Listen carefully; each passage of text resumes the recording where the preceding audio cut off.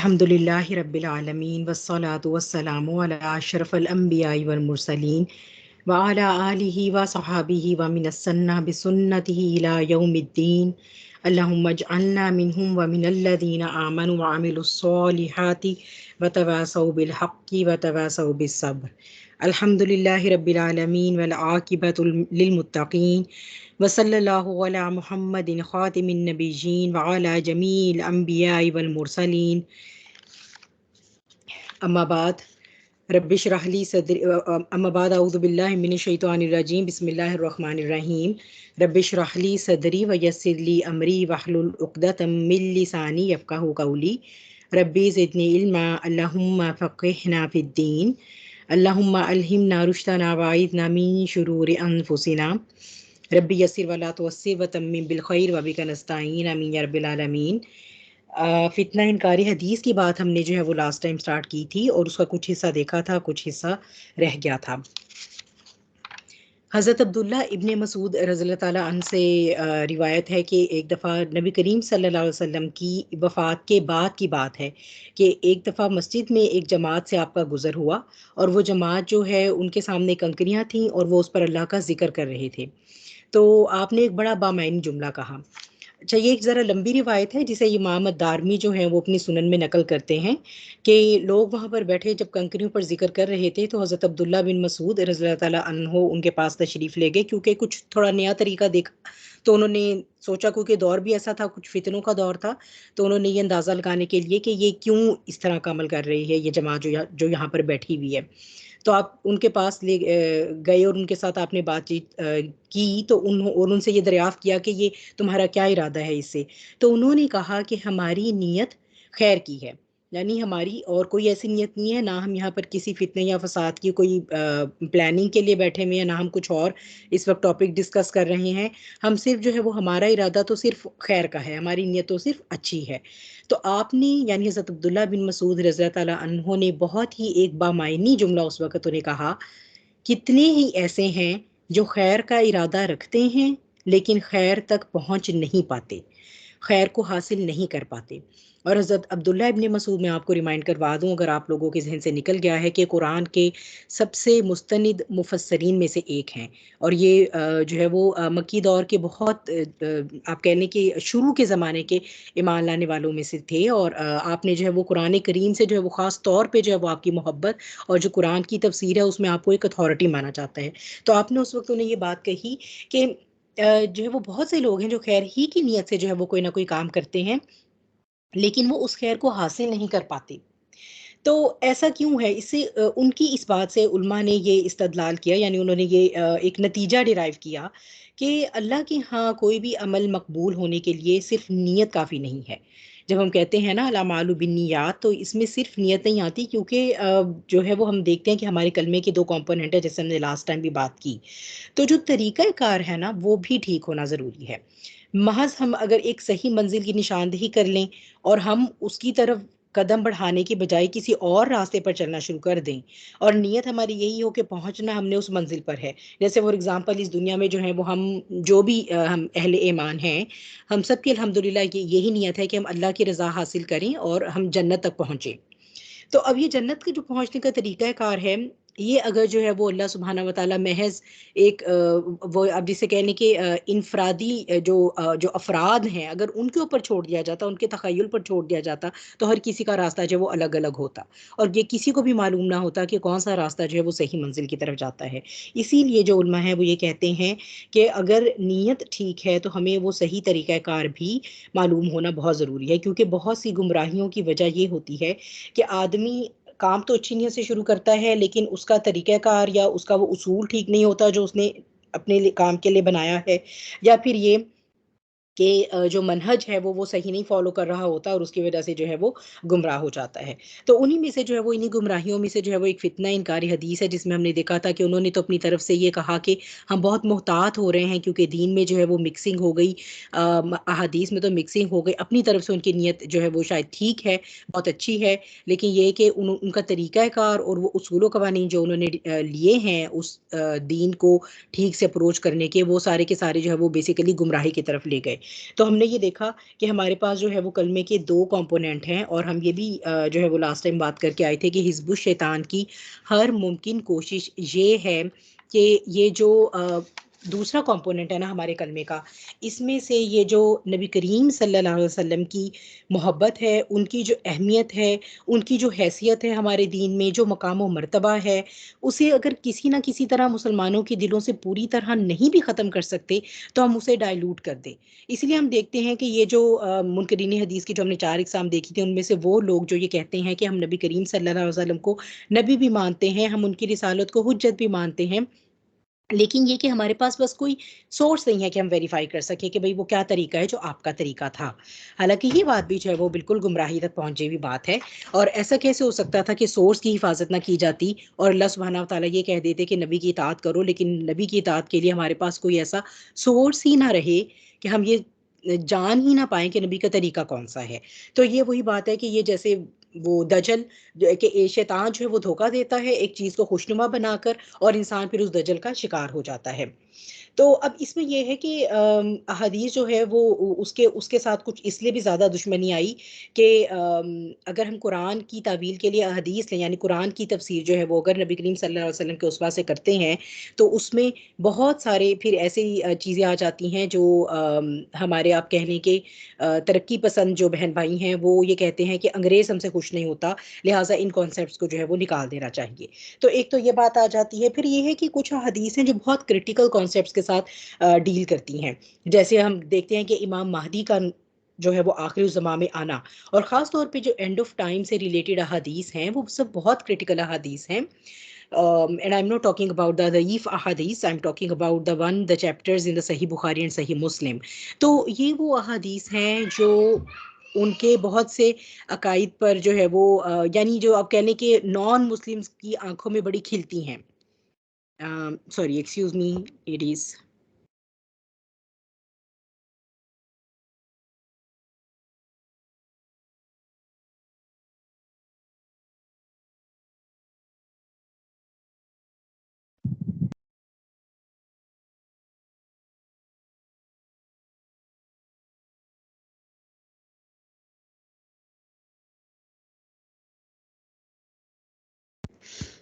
जी, अऊज़ु बिल्लाहि मिनश शैतानिर रजीम।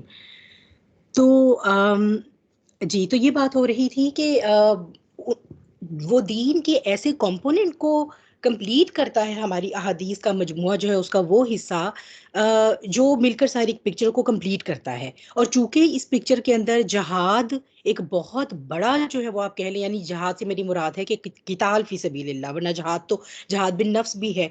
तो जहाद बिन नफ्स तो ख़ैर है ही है, लेकिन ये कि जैसे हमने लास्ट टाइम ये देखा था कि हमारे दीन की जो मुकम्मल एक शेप बनती है ना, वो बनती ही तब है जब हम सुन्ना को साथ पकड़ते हैं। वरना तो हमने देखा था कि किस तरह से जो है वो हम इवन नमाज़ों की तादाद पर भी आपस में बहस में पड़ जाएँ, और किस तरह फिर ये कि हिजाब पर तो वही बात आ गई कि हम तावीलें कर लेंगे, कुरान की आयत को तो हम तोड़-मड़ोड़ के अपनी मर्ज़ी से उसकी तफ़सीर कर लेंगे, और अहादीस को जो है वो हम साइड पर कर देंगे, ताकि हमें ये इस तरह के जो अहकामात हैं, जो हमारी शरीयत की खूबसूरती को मुकम्मल करते हैं, और जिससे ख़ास तौर पर इब्लीस को बहुत प्रॉब्लम है। क्योंकि वही बात हो रही है कि अगर एक आप ऐसा लिबरल मुसलमान देखें, राह चलता, जिसको देखकर बिल्कुल पता ना चले कि ये मुसलमान के कबीले से ताल्लुक़ रखता है या नहीं। आप देखिए ना, दाढ़ी इतना बड़ा एक डिफरेंशिएशन पॉइंट होता है कि अगर दाढ़ी नहीं है, तो एक जो अब जैसे मैं मुस्लिम कंट्रीज़ की तो बात नहीं करती, लेकिन जैसे I am living in a non Muslim country, तो हमारे लिए ये एक बहुत बड़ा आप कह लें शनाख्ती निशान होता है एक मुसलमान का। अगर कोई ऐसे चलता आता है, तो आपको पता है कि गोरा जो है उसकी क्या मेंटालिटी है, दे आर इंडियंस। वो कहते हैं दे बिलॉन्ग टू इंडिया, यानी वो हमें एक रेस के रेशल वो एरिया के हिसाब से जो है ना वो हमें पहचानते हैं। लेकिन अगर उसी एक मर्द की दाढ़ी होगी ना, तो चाहे वो शक्ल से इंडियन लगे या श्रीलंकन लगे उसे, लेकिन उसको ये पता चल जाएगा कि ये एक मुसलमान है। ये वो चीज़ है जो इब्लीस को बहुत खटकती है। क्यों है एक मुसलमान की पहचान ऐसी कि वो राह चलता भी जो है वो पहचाना जाता है, और जब जब तक तो ऐसे मुसलमान जो हम मम्मी डैडी मुसलमान हैं ना, जो सिर्फ यानी ये कि आप कह लें कि एक लिप सिंगिंग के लिए जो है वो दीन के अहकामात को फॉलो करते हैं, तो वो बहुत खुश है, क्योंकि हम सेकुलराइज इस्लाम जब तक फॉलो कर रहे हैं वो हमसे बहुत राजी है। लेकिन जैसे ही कोई इस तरह का दीन पकड़ने की कोशिश करता है जैसा कि नबी करीम सल्लल्लाहु अलैहि वसल्लम और हमारे सल्फ का तरीक़ाकार था ना, तो बस वो फिर वहां पर जो है उसकी इस्लाम से जंग आ जाती है। इसीलिए इस्लाम को एज अ दीन नाफिज होने में हिजबुल शैतान जो है वो हाइल है। उसे एज अ मज़हब अपने घरों में हम चाहे नमाजें पढ़ें, जो मर्जी करें, उनके साथ उनको कोई इशू नहीं है। इसीलिए जो है वो क्या, कि जो आप देख लें कि ये हिजाब के मामलात हो जाते हैं, कुर्बानी के मामलात आ जाते हैं, फिर जो है वो ये जो सीरत के कुछ वाक़यात हैं उनको लेकर, वही जैसे हम लास्ट टाइम बात कर रहे थे कि सैयदा आयशा रज़ी अल्लाह ताला अन्हा की एज को लेकर, और फिर वो इस तरह की बातें लेकर के नबी करीम सल्लल्लाहु अलैहि वसल्लम पर तो जादू का असर हो गया, तो ये आप कैसे नबी की एग्ज़ाम्पल्स हमें देते हैं, माज़अल्लाह सुम्मा माज़अल्लाह। तो इस तरह की कुछ चीज़ों को उठाकर जो कम इल्म मुसलमान हैं, उनके दिलों में शकूक व शुबहात डालते हैं। और उन शकूक व शुबहात की वजह से ये जो हिज़्बुल शैतान ने डाले, ये फ़ितना इनकारी हदीस जो है ये वजूद में आया। अच्छा, यहाँ पर जो है वो हम बात करते चलें कि हम आगे चलते हैं। चलें, मैं आपको इस पहले जो वो हमने 4 टाइप्स देखी थी ना, उसको थोड़ा-सा रिवाइज़ करके और उसके बाद हम इंशाल्लाह आगे चलते हैं। तो ये 4 टाइप्स आपको बताई थी कि एक तो वो हैं जो कि बिल्कुल आप कहें कि वो अब निकल चुके हैं फ़ोल्ड ऑफ इस्लाम से, जो कहते हैं कि भई नबी करीम सल्लल्लाहु अलैहि वसल्लम की हैसियत बस इतनी सी थी कि वो जो है ना, वो अल्लाह सुब्हानहू व तआला ने फरमाया ना कि वमा अलैका इल्लल बलाग, कि आपके ऊपर तो सिर्फ पहुंचा देना है। तो बस ये आप तो सिर्फ मैसेंजर थे। अल्लाह की किताब आई, आपने पढ़ के सुना दी, उसके बाद आप चले गए। अब जो मर्जी उसकी जो मर्जी वो तशरीह करता फिरे, वो जो है वो उस बंदे का अपना इख्तियार है, या जिसकी जितनी अकल है वो अपनी अकल के हिसाब से उसको करे। तो ये तो खैर मैंने आपको लास्ट टाइम बताया था कि उम्मत के स्कॉलर्स का इजमा है, कंसेंसस है इस बात पर कि ये दायरा इस्लाम से खारिज है। फिर कुछ है जो कहते हैं कि जो नबी करीम सल्लल्लाहु अलैहि वसल्लम को एक बादशाह या हाकिम की हैसियत देते हैं सिर्फ, कि उस वक्त तक जब तक वो थे हाकिम मुसलमानों के, तो उनकी हुज्जत थी, उस पर ईमान लाना था। लेकिन चूंकि अब वो नहीं रहे, तो उसकी वजह से जो है वो अब जो भी कोई मतलब आप कह लें कि अथॉरिटी रखेगा उमूर के अंदर, मामलात के अंदर, तो वो डिसाइड करेगा और उसी की बात करो, उसी की जो वो कुरान की तौजीह है उसी को हम मानेंगे। फिर जो है वो हमने ये देखा था कि ये वो लोग जो कहते हैं बहुत शुगर कोट करते हैं, जो सही दजल का जो आप कह लें कि वो एक हमला है कि नहीं, हम वैसे तो मानते हैं और हमें मोहब्बत भी बहुत है अपने नबी से, और ये भी है वो भी है, लेकिन ये कि अब देखें ना, उनकी तरफ से हम कोई भी बात कह दें और अगर वो झूठ हुई तो फिर क्या होगा। तो अब आप तो देखिए ना कि जो झूठ है वो तो कहा गया कि मेरी तरफ से झूठ बांधेंगे तो वो जो है वो उसका तो ठिकाना जहन्नुम है। तो आप अगर उनसे पूछे कि जी ये कहाँ कहा गया है, तो वो कहेंगे जी ये हदीस में कहा गया है। तो उनसे पूछेंगे कि आप तो हदीस मानते ही नहीं है, फिर आप हदीस की दलील कैसे दे सकते हैं, हमें कुरान मजीद से प्लीज दिखाइए। तो मैंने आपको ये कहा था ना कि अल्हम्दुलिल्लाहि रब्बिल आलमीन, जो बात वाक़ियतन फितना है, अल्लाह सुब्हाना व तआला ने उसका दरवाज़ा कुरान से ही बंद कर दिया है। अगर अब हम अपनी कम इल्मी, कम फ़हमी और कम अक़ली की बिना पर या अपने ताज्जुब की बिना पर भी किसी अल्लाह माफ़ करे किसी फ़ितने का शिकार होते हैं या किसी फ़ितने की तरफ से सॉफ्ट कॉर्नर रखते हैं, तो ये हम पर अफ़सोस है। ये फिर हम ख़ासरीन में से हैं। अल्लाह ताला हमें माफ़ फ़रमाए, अल्लाहुम्मा ला तजअल मिनहुम। लेकिन ये कि अल्लाह सुब्हानहू व तआला ने अपनी दीन की हिफ़ाज़त के लिए जो है वो तमाम दरवाज़े ऑलरेडी जो जहाँ से फ़ितने दाखिल हो सकते थे ना, उनका बहुत ही सॉलिड सद्देबाब कर दिया हुआ है। ज़रूरत सिर्फ इस चीज़ की है कि हम उसको डिटेल में जाके देखें और समझें। और फिर जो है वो मुनकरीन हदीस आते हैं जो अपने आप को इंटेलेक्चुअल समझते हैं, जिनका ये ख्याल है कि कुरान को तो उन पर नाजिल होना चाहिए था, या ये कि जैसा इस 1400 साल की उम्मा की तारीख में कुरान उनको समझ आया, वो और किसी को समझ नहीं आया। लिहाजा ये जो हदीस हैं, ये तो हमारे कुरान को, ये हमारे दीन को बहुत ऑर्थोडॉक्स टच देती हैं। लिहाजा जो है वो हम इसके साथ हम तो इसको नहीं ले सकते। हम तो सिर्फ और सिर्फ कुरान की बात मानेंगे। हाँ, या कुरान से जो टकराती नहीं है, या ये कि जो हमारी अकल से नहीं टकराती या जो साइंस से नहीं टकराती, हम सिर्फ उन अहादीस को मानेंगे। तो अब ये जो है वो यहाँ पर यहीं पर ही चले हम थोड़ी-सी बात कर लेते हैं कि इसके इस असबाब क्या थे। अगर हम देखें तो नबी करीम सल्लल्लाहु अलैहि वसल्लम के ज़माने में मुनाफ़िकीन जो थे ना, उन पर नबी करीम सल्लल्लाहु अलैहि वसल्लम की जो शख़्सी इताअत है ना, वो बहुत भारी पड़ रही थी। यानी उन्होंने ये देखा कि इस्लाम फल-फूल रहा है, आप मदीने में आ गए, इस्लामी रियासत कायम हो गई। अब आप जो है वो सॉर्ट ऑफ मदीने के जो है वो आप कह लें कि उलुल उलुल अम्र नबी करीम सल्लल्लाहु अलैहि वसल्लम हो गए ना। अब आप जो है वो सरबराह हो गए ना, तो अब हुआ ये कि उनको ये चीज़ बहुत खिलती थी, क्योंकि वो मुनाफिकीन वहाँ पर, यानी मुनाफिकीन कौन थे, जो मुनाफिकीन यहूद थे, यहूदियों में से जो मुनाफिक थे, तो वो चाहते थे कि हमारा गलबा, हमारा तसल्लुत, हम में से आखिरी नबी आता, हमारी इजारादारी और हमारी जो है वो मैं कायम रहती, जो कि उनकी बहुत उसको जिक पहुंची इस बात से कि नबी करीम सल्लल्लाहु अलैहि वसल्लम तो जो है वो आले इस्माइल में से मबूस फरमाए गए।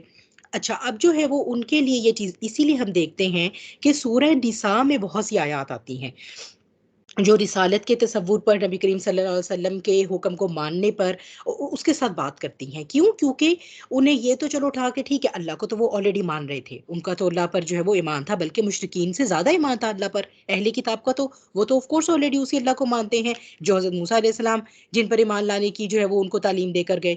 तो वो, लेकिन प्रॉब्लम क्या आती थी कि जहाँ पर अब जो है वो अब इस्लाम या दीन जो है वो अब फल फूल रहा है, मज़ीद शरई अहकामात आ रहे हैं, यहाँ पर उन्हें बहुत खिलता था कि इन अब रोज़ा है, अगर नबी करीम सल्लल्लाहु अलैहि वसल्लम पर ईमान लाना है तो शरीयत मूसवी वाला रोज़ा नहीं रखेंगे, अब हम शरीयत मोहम्मदी वाला रखेंगे। इस तरह उनकी ईगो के खिलाफ जाती थी ये सारी रूलिंग्स। फिर क्या हुआ, किबला तब्दील कर दिया गया। ये एक बहुत बड़ा हमला था उनकी, वो जो है वो दीन की ईगो थी उसके ऊपर, उसको लेकर। फिर ये कि अब जहाद के अहकामात आ रहे थे अल्लाह के रास्ते में, अपना माल खर्च करने के अहकामात आ रहे थे, तो वो ये कहते थे कि ठंडा मीठा दीन तो कबूल है, कि ठीक है जब ईमान ले आते हैं और ऊपर दिखावे दिखावे को जो है वो हम नबी करीम सल्लल्लाहु अलैहि वसल्लम को आखिरी नबी भी मान लेते हैं, और ठीक है कुरान का वो हिस्सा जो कहता है कि हाँ जी ठीक है, अखलाकियात पे बात करता है या हिकमत पे बात करता है, आखिरत के कॉन्सेप्ट के साथ बात करता है, उसके लिए तो हमें कोई इशू नहीं, क्योंकि वो आखिरत पर ऑलरेडी ईमान रखने वाले थे।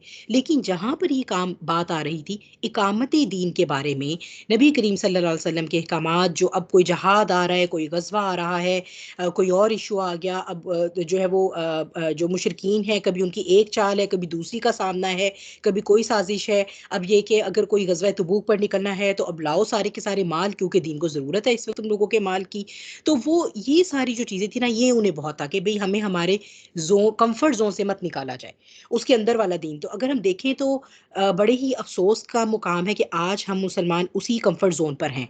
हम चाहते हैं कि हम वही दीन बस सिर्फ़ प्रैक्टिस कर लें जो हमारे कंफर्ट ज़ोन में, 5 नमाज़ें पढ़ लेते हैं क्योंकि वो हमारे कंफर्ट ज़ोन से इतनी टकराती नहीं हैं, ठीक है? और वो फिर दूसरा हमें ज़रा एक वो अच्छी फीलिंग भी देती हैं कि हाँ, मतलब we feel good about ourselves कि हाँ जी, हम जो है वो एक प्रैक्टिसिंग मुस्लिम हैं। हम रोज़े भी रखने को तैयार हैं। अगर हमारे पास, जिसके पास ज़्यादा पैसा हो, वो हज और उम्रा करने को भी तैयार है, और जो है वो ज़कात भी दे देगा साल के बाद। लेकिन इकामत-ए दीन की जहाँ पर बात आएगी, जहाँ पर उसको ये सुनना पड़ेगा कि तुम तो अब ख़ानदान से बिल्कुल कोई अलहदा ही हो गए हो, तुम्हें तो कोई अलहदा ही दीन चढ़ गया, या तुम तो बिल्कुल ही मुतशद्दिद बन गए हो, एक्सट्रीमिस्ट। जहाँ पर ये बात आ जाती है, वहाँ पर हम कहते हैं नहीं भई, हमें हमारे कंफर्ट ज़ोन से ना निकलना पड़े। लिहाजा हम दीन को एज़ अ होल नहीं ले सकते। तो यही उन मुनाफ़िकीन का तरीका था, यही हमारा भी तरीका है। जब भी अल्लाह सुब्हानहू व तआला ने सूरह निसा में, हम देखेंगे भी आगे आयत भी आएँगी, मैंने आपको लास्ट टाइम भी दिखाई थी। सूरह निसा से भी हवाले दिए थे, वैसे तो पूरे कुरान में बहुत ज़्यादा हवाले हैं, हम सारों का अहाता नहीं कर सकते। लेकिन सूरह निसा में इसलिए क्योंकि वो उस वक़्त मदनी दौर में नाज़िल हो रही थी, तो बार-बार मुनाफ़िकीन को ये मैसेज दे दिया गया था कि देखो, अगर तुम्हें अपना ईमान जो है उसके ऊपर स्टैंप लगवानी है ना, तो नबी करीम सल्लल्लाहु अलैहि वसल्लम की बात मानो, क्योंकि वो भी उस वक़्त यही कहा करते थे कि हाँ जी, कुरान में किधर आया है, वही में किधर आया है कि ये जो है ना वो अब इस ग़ज़वे पे, या ये जो माल गनीमत है इसकी तक़सीम ऐसे होगी।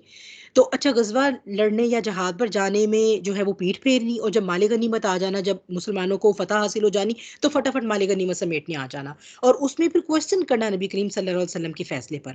तो अल्लाह सुब्हानहू व तआला ने वो आयत वक़्तन फ़वक़्तन मुख्तलिफ़ मुकामात पर उतारी हैं कि जो भी अल्लाह के रसूल फैसला करते हैं वो अल्लाह की तरफ से, और उसका मानना फ़र्ज़ है, चाहे वो उन्हीं अल्फाज में कुरान में आया है या नहीं। और यही जो है वो कुरान की ही सबसे बड़ी दलील है आप सल्लल्लाहु अलैहि वसल्लम के उस पर। अच्छा, वो उस वक़्त के मुनाफिकीन की तो ये वजह थी। फिर हम आ जाते हैं, हम बरे सगीर के कॉन्टेक्स्ट में देखते हैं कि फिर जो है ये जो दौर आया जब मुसलमानों ने 1000 साल जो है वो हुकूमत की, दरमियान में हम सारा वो हिस्ट्री में पढ़कर आए हैं कि कैसे मुसलमान जो है वो, उनका गोल्डन पीरियड था, जब ये हम स्पेन में भी फ्लरिश कर रहे थे, और पूरा जो है वो ये मुल्क शामो वल फ़ारिस और जज़ीरा नुमा अरब और अफ़्रीका और यूरोप, ये सारी 3 बर्रे आज़मों पर जो है वो मुसलमानों की हुकूमतें थीं। तो वो एक एक हमने एक उरूज का जब वक़्त देखा, उसके बाद जब ज़वाल आया, ख़ास तौर पे हम देखते हैं कि बरे सगीर में जो है वो जब ज़वाल आया, और अंग्रेज़ों ने आकर जब हम पर हुकूमत की है कोई साल, कोई 1 डेढ़ सदी, कि लगभग तो उस वक्त फिर ये था कि मुसलमान जो है वो मुसलमान जो अंग्रेज़ों की जो है वो आप कह लें कि उनकी टेक्नोलॉजी या उनकी तहजीब से इन्फीरियॉरिटी कॉम्प्लेक्स्ड हो गए थे, उससे मरऊब हो गए थे, जिसमें मैंने आपको पहले भी बताया था सर सैयद अहमद खान का नाम है सबसे ऊपर। और फिर ये के बाद में जो है ये मिर्ज़ा गुलाम कादियानी भी वहीं से होकर, खैर मतलब वो तो इतना लो लेवल है कि उसको मैं यहाँ कोट भी नहीं करना चाहती। बाद में गुलाम परवेज जो है ये भी जो है वो, और अब परवेजियत तो बाकायदा एक फ़िरका है अब इस वक्त, जो कि ये हदीस का इनकार करते हैं। तो ये जो है वो ये यानी आप कह लें कि गुलाम परवेज एंड कंपनी, जिनका अभी तक भी जो है वो अब असर जो है वो चला आ रहा है, इनको ये था कि जहाँ पर वही बात है कि ये जो नीम मुनकरीन हदीस जो बनते हैं ना, कि भाई जहाँ पर जो है ना वो कोई ऐसी बात आ गई ना जिसके ऊपर अंग्रेज सरकार ने जो है वो हमें ये लेबल कर दिया कि तुम तो दकियानूसी हो, या तुम तो गारों वाले जमाने का दीन फॉलो करते, तो वहां पर जो है ना इन इन हदीस को निकाल के बाहर फेंको। लेकिन बात यह है कि आप उनको खुश करने के लिए हदीसों का इनकार करेंगे, या आप अगर साइंस की कसौटी पे परखेंगे तो फिर तो आप फिर कुरान से भी जाएंगे। यानी ये जो इनकार हदीस है ये बेसिकली इंसान को एथिस्ट कर देती है, क्योंकि फिर आपको कुरान का इनकार भी करना पड़ेगा अगर आपका क्राइटेरिया यही है तो। अब बात करते हैं आपसे जो है वो यही उसी ज़माने की बात कर लेते हैं, 1.5-2 सदी पहले की, कि कोपरनिकस कहता था कि सूरज जो है वो तो स्टेशनरी है, साकिन है, वो तो नहीं घूमता। और आपको पता है कि ये जो यूरोप में तो डार्क एजेस में जो है वो कोई अगर साइंस की तरक्की के बारे में कोई बात कर देता था, या वो जो एक चर्च ने जो कायद दिए होते थे उनके खिलाफ कोई बात करता था, तो उसको तो वैसे ही कत्ल कर दिया जाता था। अच्छा जी, अब कोपरनिकस ये कहता है, अब कुरान को तो आए को 1400 साल हो गए, आप कुरान की आयत पढ़ें, अल्लाह सुब्हानहू व तआला फरमाते हैं कि सूरज, चांद, सितारे, ये जमीन, ये तो हर कोई अपने अपने मिदार पर घूमता है। अब क्या करें? अब तो साइंस ने प्रूव ही नहीं किया हुआ था तब तक कि ये तो, वो तो कहता था कि ये तो जो है वो साकिन है। अब क्या तो निकालें फिर कुरान की भी आयत के इसका का इनकार करें आप, माजल्ला सुमा माजल्ला। तो फिर इस तरह ये फितने जो है ना वो रास्ता खोलते हैं। एक कदम फिसला नहीं तो बस उसका जो अंजाम है वो खाई है। तो ये इतनी तमहीद मैंने इसलिए बांधी है, मैंने इससे पहले कि मैं कुरानिक रेफरेंसेस पर जाऊं, कि ताकि हम जो फितने मैं आपके साथ डिस्कस कर रही हूँ, आप इन्हें सिर्फ ये ना लें कि ये एक टॉपिक है और बस मैंने और आपने बात की, मैंने बोला, आपने सुन लिया और उसके बाद हम अपने घरों को चले गए। हमें इस चीज़ की अहमियत हमारे दिलों में रासिख हो जानी चाहिए कि वाकई ये फितने ऐसे हैं कि अल्लाह ना करे हम में से या हम में से कि हमारे किसी प्यारे का, हमारी किसी औलाद का एक पैर भी बाहर निकला ना सिराते मुस्तकीम से, तो उसका अंजाम खाई है। इल्ला ये कि अल्लाह ताला वक्त पे रोक लें और हिदायत की तरफ वापस ले आए। तो ये इतने ज़्यादा इंपॉर्टेंट है, इसीलिए जो है वो हम एंड ऑफ टाइम्स के ज़िमन में इन सबको डिस्कस कर रहे हैं। तो बात ये कि वो तो बाद में जब साइंस ने आकर कहा कि भई ये तो जो है वो सूरज भी स्टेशनरी नहीं है और ये सियारे भी, और everything is moving in its orbit, जब उन्होंने आकर इंग्लिश में ये बात प्रूव कर दी, तो फिर जो है वो हम जो साइंस ज़दा लोग हैं, जो हम दीन पर नहीं ईमान रखते, जो साइंस पर ईमान रखते हैं, अल्हम्दुलिल्लाह शुक्र है, हाँ, अब हम जो है वो कुरान की इस आयत को मानेंगे। तो अगर ईमान और दीन का ये हाल है, तो फिर जो है वो उस पर इन्ना लिल्लाह पढ़ लेना चाहिए। तो ये जो हम कहते हैं ना कि उनको खुश करने के लिए हम सिर्फ 1-2 इस तरह की हदीसें निकाल दें, तो आपका ख्याल है कि वो वहीं रुक जाएँगे और उसके बाद मान लेंगे आपका दीन और वो आपको सर्टिफ़िकेट दे देंगे कि हाँ जी, अब आपका दीन जो है ना, वो 21वीं सदी के साथ बिल्कुल कंपैटिबल हो गया। क्योंकि आपने अमाइशा वाली हदीस निकाल दी हैं और ये नबी करीम सल्लल्लाहु अलैहि वसल्लम से रिलेटेड ये हदीसें निकाल दी हैं। अब आपका जो दीन है उसको हमने सर्टिफ़ाई कर दिया और आप भी खुश और वो भी खुश। तो ये अगर ऐसा है तो we are living in the fool's paradise. अच्छा जी, अब बात रखते हैं आगे, कि जब ये बात हुई कि जो ये कहते हैं कि नबी करीम सल्लल्लाहु अलैहि वसल्लम की जो है वो रिसालत की क्या हैसियत है, वो तो हैसियत नहीं थी, और ये कि क्या कुरान को किसी तशरीह की ज़रूरत है? कुरान तो इन इटसेल्फ जो है वो एक कंप्लीट बुक है, और कुरान जो है वो तो खुद अपनी तशरीह करता है। तो उसमें हमने ये लास्ट टाइम जो है मैंने आपको जो रेफरेंसेस दिखाए थे, ये उनका एक जस्ट ओवरव्यू है कि अल्लाह ताला ने फरमाया है कि कुरान की ही आयात से बहुतों को जो है वो गुमराह किया जाता है और बहुतों को हिदायत दी जाती है। तो ये अगर हम अपने अकल और गुमान और ज़न पर रहेंगे तो वो फिर गुमराही की तरफ ही जाता है रास्ता। फिर अतीउल्लाह व अतीउर रसूल की बात हुई कि ये वाओ के साथ, एंड के साथ अलहदा किया गया है दोनों फ्रेजेस को, कि अल्लाह की भी इताअत करो और रसूल की भी इताअत करो, means they are two both separate things. अगर जो ये कह देते हैं कि भाई रसूल की इताअत का मतलब है कि वो जो कुरान रसूल ने हम तक पहुंचाया है और वो अल्लाह ही की किताब है, तो उसके बारे में तो हम भी कहते हैं। तो ये अतीउल्लाह व अतीउर रसूल की बात है कि ये आप भी जानते हैं और मैं भी जानती हूँ कि कुरान के शरई अहकामात जो है वो कुरान में कितनी डिटेल में लिखे गए हैं। वही बात है बार बार कि हम अगर नमाज से ही शुरू कर लें तो नमाज का तो तरीका ही नहीं दिया गया, तो इसी इसी पर इख्तलाफ आ जाएगा। आज जो पूरी उम्मत नमाज की एक ही ड्रिल फॉलो करती है। ये हम तक कैसे पहुंचा है? अतीउर रसूल के कंपोनेंट की वजह से पहुंचा है ना। वरना मैं तो कुरान फॉलो करना शुरू कर दूं, कुरान कहते हैं सलात कायम करो, चलो जी सलात क्या है? सलात को मैंने डिक्शनरी से खोल के देखा, सलात का मतलब है जिक्र करना। चलो भाई छुट्टी हो गई, अल्लाह ताला ने कहा है सुबह और शाम बस मेरे मेरे से दुआ कर लो, या दुआ है उसका मतलब, या जिक्र करना है। मैं तो बस सुबह और शाम सिर्फ अल्लाह का जिक्र कर लूंगी, और जो है वो, हाँ वजू का जिक्र आता है, वजू कर लूंगी उससे पहले, और बैठ के मैंने अल्लाह से कोई दुआ कर ली, उससे कोई बात कर ली। हाँ, या चलो 3 जगह मुकामात पर भी है, 7 मुकामात पर भी है। पर ऐसा किधर लिखा हुआ है कि भई ये जो नमाज की ड्रिल है कि आप क़याम में खड़े होते हैं, रुकू में झुकते हैं, सजदे में अल्लाह के हुजूर पेशानी रखते हैं ज़मीन पे? कहाँ लिखा है कुरान में? कहीं भी नहीं लिखा हुआ। तो नमाज ही फारिग हो गई। तो अतीउर रसूल का जो कंपोनेंट है उसके बगैर तो दीन हमारा कंप्लीट नहीं हो सकता, और ये कुरान खुद कहता है। तो यहाँ से मुनाफ़क़त इनकी ज़ाहिर होती जाती है कि किस तरह जो है बेसिकली इनको जो तकलीफ़ है वो तकलीफ़ ये है कि ये दीन जो है ना, इस दीन को ऐसी शक्ल में कर दिया जाए, ऐसी शक्ल में कर दिया जाए कि एक मुसलमान नस्ल जो अब से 2 सदियों बाद आने वाली है वो पहचान ही ना सके कि ये क्या थी। लेकिन इंशाअल्लाह इनके ये इरादे जो है वो कभी भी जो है वो अल्लाह ताला कामयाबी तक नहीं जाने देंगे, क्योंकि सही हदीस में है कि क़यामत तक, यानी जब तक जो है वो अहले ईमान रहेंगे, तो हक़ का एक गिरोह ज़रूर मौजूद रहेगा। यानी कि कितना ही दीन जो है उसकी शक्ल क्यों ना बिगाड़ दी जाए, या बज़ाहिर कितने फितने क्यों ना हो, एक ऐसा ग्रोह ज़रूर अल्लाह ताला के हुक्म से जो है वो मौजूद रहेगा, जो हमें हमारे उस दीन की, जो हमारे सल्फ़ के मनहज पर चला आ रहा है, हमारे सहाबा इकराम के, हमारे आका के, और जो फिर कुरान उसके साथ कंबाइन हो रहा है, तो वो सारा जो मिलकर दीन का अल्हम्दुलिल्लाह नक्शा था, जो सही हकीकी दीन है, वो कायम रहेगा इंशाअल्लाह।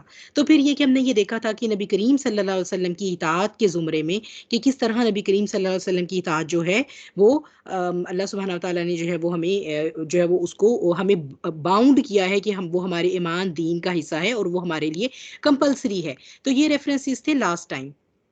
फिर ये बात हो रही थी कि ये वाली जो है वो इससे पहले कि हम अगले रेफरेंसेस पे चलें, सूरह क़यामा की ये जो है आयत, इसको दोबारा एक दफ़ा देख लें कि इसमें जो भी चीज़ें हैं कुरान करीम का, नबी करीम सल्लल्लाहु अलैहि वसल्लम के सीने मुबारक में अल्लाह का उसका हिफ्ज़ हो जाना, उसका जमा हो जाना, फिर उस कुरान का पढ़ना यानी उसकी तिलावत, और कुरान की तिलावत 7 डिफरेंट डायलेक्ट्स में आई है। 7 डिफरेंट डायलेक्ट्स नबी करीम सल्लल्लाहु अलैहि वसल्लम उम्मत को सिखा कर गए हैं। हमें तो आज उम्मत को ये पता भी नहीं है ये बात। हम तो समझते हैं बस जिस इराब में हम पढ़ रहे हैं वही है कुरान करीम की तिलावत। कुरान करीम की तिलावत 7 डिफरेंट स्टाइल्स में या इराब में या 7 तरह की किरत कह लें में सिखा कर गए हैं हमारे आका। तो ये कहाँ से आई है? कहाँ लिखा है कुरान करीम में? कहीं भी नहीं लिखा। अब आप उठा के पूछिए इनसे, ये जो अहले कुरान बने फिरते हैं। अच्छा जी, फिर उसकी तिलावत, उसका पढ़ना, उसका पढ़ने के बाद उसकी उसकी इत्तबा करना, उसका यानी फ़ॉलो किया जाना कि कैसे फ़ॉलो किया जाएगा, और फिर उसकी वज़ाहत। ये सारे के सारे कंपोनेंट, इसका मतलब है कुरान की वज़ाहत, कुरान की तशरीह is something else than the words of Quran itself. ठीक है? कुरान के अल्फ़ाज़ तो आ गए, लेकिन उसकी वज़ाहत या तशरीह वो कुछ और होगी, और वो क्या होगी? वो उसवा रसूल है जो अल्लाह सुब्हानहू व तआला ने कुरान में हमें बहुत दफ़ा बताया है। फिर ये कहा जाता है जो इनका एतराज़ आया कि नहीं जी, वो तो सिर्फ़ नबी करीम सल्लल्लाहु अलैहि वसल्लम के उसी ज़माने तक था जब तक वो थे। तो क्या रिसालत की हुज्जत आर्ज़ी है या मुस्तकिल है? सूरह निसा की ही आयत देखते हैं। मैंने आपको बताया कि सूरह निसा में अल्लाह सुब्हानहू व तआला ने ये मुनाफ़िकीन के इस प्रोपेगेंडे का बहुत मुँह तोड़ जवाब दिया हुआ है, और बहुत सारी आयत हैं, और बड़ी, आप जिसे कहते हैं ना कि एक अथॉरिटेटिव स्टाइल की आयत हैं। अच्छा, इसमें आया नंबर 115 है कि जिस शख्स के सामने वाज़ेह शक्ल में हिदायत आ जाए और उसके बाद वो रसूल की मुखालिफत करे और मुसलमानों का रास्ता छोड़कर दूसरे रास्ते की पैरवी करे, तो हम उसे उसी तरफ फेर देंगे जिस तरफ वो जाना चाहे। यानी पहली बात तो ये हो गई कि अगर मैं और आप मुसलमान कहलाना चाहते हैं ना, और मैं और आप चाहते हैं कि हमारी नस्लें भी मुसलमान रहें, और अल्लाह ना करे कि वो दूसरी तरफ फेर दी जाएँ, और वो दूसरा कौन-सा रास्ता है? अल्लाह सुब्हानहू व तआला फरमा रहे हैं, जहन्नुम का रास्ता है। तो हमें नबी करीम सल्लल्लाहु अलैहि वसल्लम की मुखालफत नहीं में कुछ भी नहीं करना, अल्लाह हमें बचाए। हमें उनकी इताअत करनी है। ये ठीक है कि हम लोग ईमान की कमज़ोरी की वजह से जो है वो उनके उसवा को उस तरह फ़ॉलो नहीं करते, पर अल्हम्दुलिल्लाह हमारा अकीदा तो बहरहाल ये है कि कोई भी अमल आपके अमल के मुखालिफ या मुतज़ाद करके हम जन्नत में नहीं जा सकते। हाँ, बाकी ये है कि हमें अपने ईमान पे काम करना चाहिए, और हमें चाहिए कि हम पूरे दिन को लें, ठीक है? उस पर बहरहाल काम हो सकता है, लेकिन एटलीस्ट अल्हम्दुलिल्लाह हमारा ये ईमान है। तो ये अल्लाह सुब्हानहू व तआला ने बहुत वाज़ेह इसमें बता दिया। अच्छा, अब इसमें ये वर्ड आ रहा है मन, ठीक है? मन का जो वर्ड आ रहा है, अब अच्छा, ये जो नबी करीम सल्लल्लाहु अलैहि वसल्लम की अब इताअत होनी है, या ये जो भी बात हो रही है यहाँ पर, या ये कि आपकी मुखालफत ना की जाए, क्या ये सिर्फ उस वक्त के मुसलमानों के लिए है, उस वक्त के इंसानों के लिए है? देखिए, मन जो है ये लिविंग बींग्स के लिए यूज होता है कुरान में। ठीक है, लिविंग बींग्स में ये आ रहा है कि जो कोई भी, अब जो कोई भी जो है वो, इसका मतलब है कि अच्छा, अब अगर अगर वो जो कोई उसी वक्त का मुसलमान है, तो फिर हम क्या कहलाएंगे? यहाँ से तो साफ जाहिर हो रहा है कि नबी करीम सल्लल्लाहु अलैहि वसल्लम की इताअत करने वाला मुसलमान है, ये नतीजा अखज हो गया। अब अगर ये वो वाले सारे मन हैं, उस वक्त के लिविंग बींग्स है, उस वक्त के मुसलमान हैं, तो अब हम नबी करीम सल्लल्लाहु अलैहि वसल्लम के तरीके के खिलाफ जाकर मुसलमान कैसे कहला सकते हैं? इसका मतलब ये है कि ये तमाम जमानों के लिए है। आपकी जो इताअत है, आपके तरीके की जो की पैरवी है, जो उसकी फॉलोइंग है, ये हमेशा के लिए है। क्यों? क्योंकि कुरान हमेशा के लिए है, कुरान क़यामत तक के लिए है, इसका कोई अब अपडेटेड वर्जन एडिशन नहीं आना। और कुरान ही ये कहता है कि आप जो हैं वो खातिमुन नबीयीन हैं, और आपके बाद नबी भी कोई नहीं आना। तो ये इसका मतलब है, ये तो एक फिजिक्स की वो इक्वेशन बनती है ना, जब हम कह देते हैं ना, this thing A is equal to B is equal to C. तो इसका मतलब है कि A is equal to B भी और A is equal to C भी है। ये वो इक्वेशन है, वो उसकी बात करेंगे तो जरा कॉम्प्लिकेट हो जाएगी बात।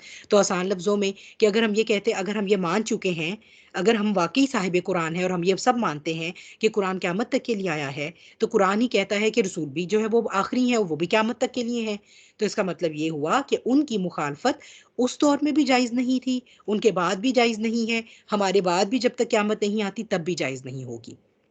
आपके रास्ते से जो भी मुंह मोड़ेगा वो मुसलमानों के रास्ते से हट गया, और उसका रास्ता जहन्नुम का रास्ता है। फिर सूरह निसा की ही आया नंबर 59 में जो है वो अल्लाह सुब्हानहू व तआला फरमा रहे हैं, या अय्युहल्लज़ीना आमनू बाद अऊज़ु बिल्लाह, या अय्युहल्लज़ीना आमनू अतिउल्लाह व अतिउर रसूल व उलिल अम्री मिनकुम, कि तुम इताअत करो अल्लाह की और अल्लाह के रसूल की, और उनकी जो तुम में से साहिब अमर हों। साहिब अमर कौन हों? अथॉरिटी वाले हों। ठीक है, तो चूंकि जब वो एक खलीफा बनाया खलीफा, मतलब नबी करीम सल्लल्लाहु अलैहि वसल्लम के बाद खिलाफत का दौर शुरू हुआ, फिर वो सारी हमने बात की थी, तो उसके बाद बहरहाल यही जो है वो एक, इस पर उलमा का इजमा है कि जब तक वो एक फासिक ना हो, आप उसको फॉलो करें, यानी जो भी आपका एक अथॉरिटी में पर्सन है। फिर अगर तुम बाहम किसी चीज में इख्तलाफ करो, तो उसे अल्लाह और उसके रसूल की तरफ लौटा दो। देखिए, इससे भी ज़माने की पता बात चल रही है कैसे। जो साहिब अमर है, यानी जो भी अथॉरिटी है या जो भी हाकिम है, ये उन लोगों का जवाब आ रहा है जो कहते हैं कि आपका अमर तो आपका, यानी नबी करीम सल्लल्लाहु अलैहि वसल्लम की रिसालत की हुज्जत सिर्फ उनके ज़माने तक थी। अब ठीक है, बाद में जो है वो जो भी उस वक्त का साहिब अमर होगा, अथॉरिटी होगी, उसकी होगी। अच्छा जी, अल्लाह अल्लाह सुब्हानहू व तआला भी कुरान की इस आयत में यही कह रहे हैं कि साहिब अमर की भी करनी है आपने। लेकिन साहिब अमर की बात के साथ इख्तलाफ हो सकता है, जब हम आगे चलते हैं, कि फिर अगर तुम बाहम किसी चीज़ में इख्तलाफ करो, क्योंकि अब जो साहिब अमर, इस एज का साहिब अमर है, वो नबी की फरासत लेकर तो नहीं आ सकता ना बहरहाल, तो उनसे इख्तलाफ हो सकता है। अच्छा चलिए, इस एज की तो बात छोड़े, हम सहाबाए कराम की ही बात करते हैं। तो कितने उमूर पर हुआ करता था कि सैयदना हज़रत अबू बकर सदीक और सैयदना उमर रज़ी अल्लाह ताला अन्हुमा जो हैं, उनके दरमियान मुशावरत में जो है वो इख्तलाफ आ जाया करता था। वो कहते थे कि फ़लाँ महाज़ के लिए फ़ौजें भेजें, वो कहते थे नहीं भेजिए, इस वक़्त और हालात बड़ी अनारकी फैली हुई है, पहले दूसरी चीज़ों को देखें। तो भई इख्तलाफ तो आ जाएगा, जहाँ पर भी साहिब अमर होंगे, जहाँ पर भी लोग ज़हन रखेंगे, उनमें इख्तलाफ आएगा।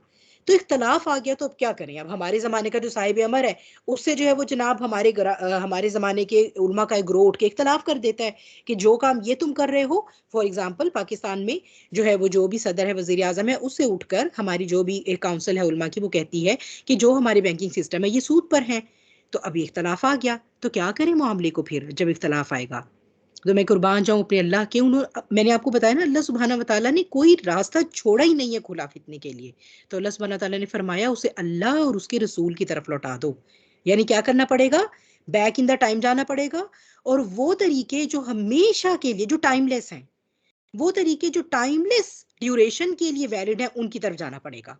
और यहाँ सिर्फ ये नहीं कहा कि फिर अल्लाह की किताब की तरफ लौट जाना, या अल्लाह की हिदायत की तरफ लौट जाना, या वो जो अल्लाह का तरीका था, अल्लाह ने रास्ता ही बंद कर दिया इस फितने का। अल्लाह और उसके रसूल की तरफ, यानी कि अल्लाह और उसके रसूल का जो तरीका है, जो उनका उसवा है, वो क़यामत तक के लिए वैलिड है।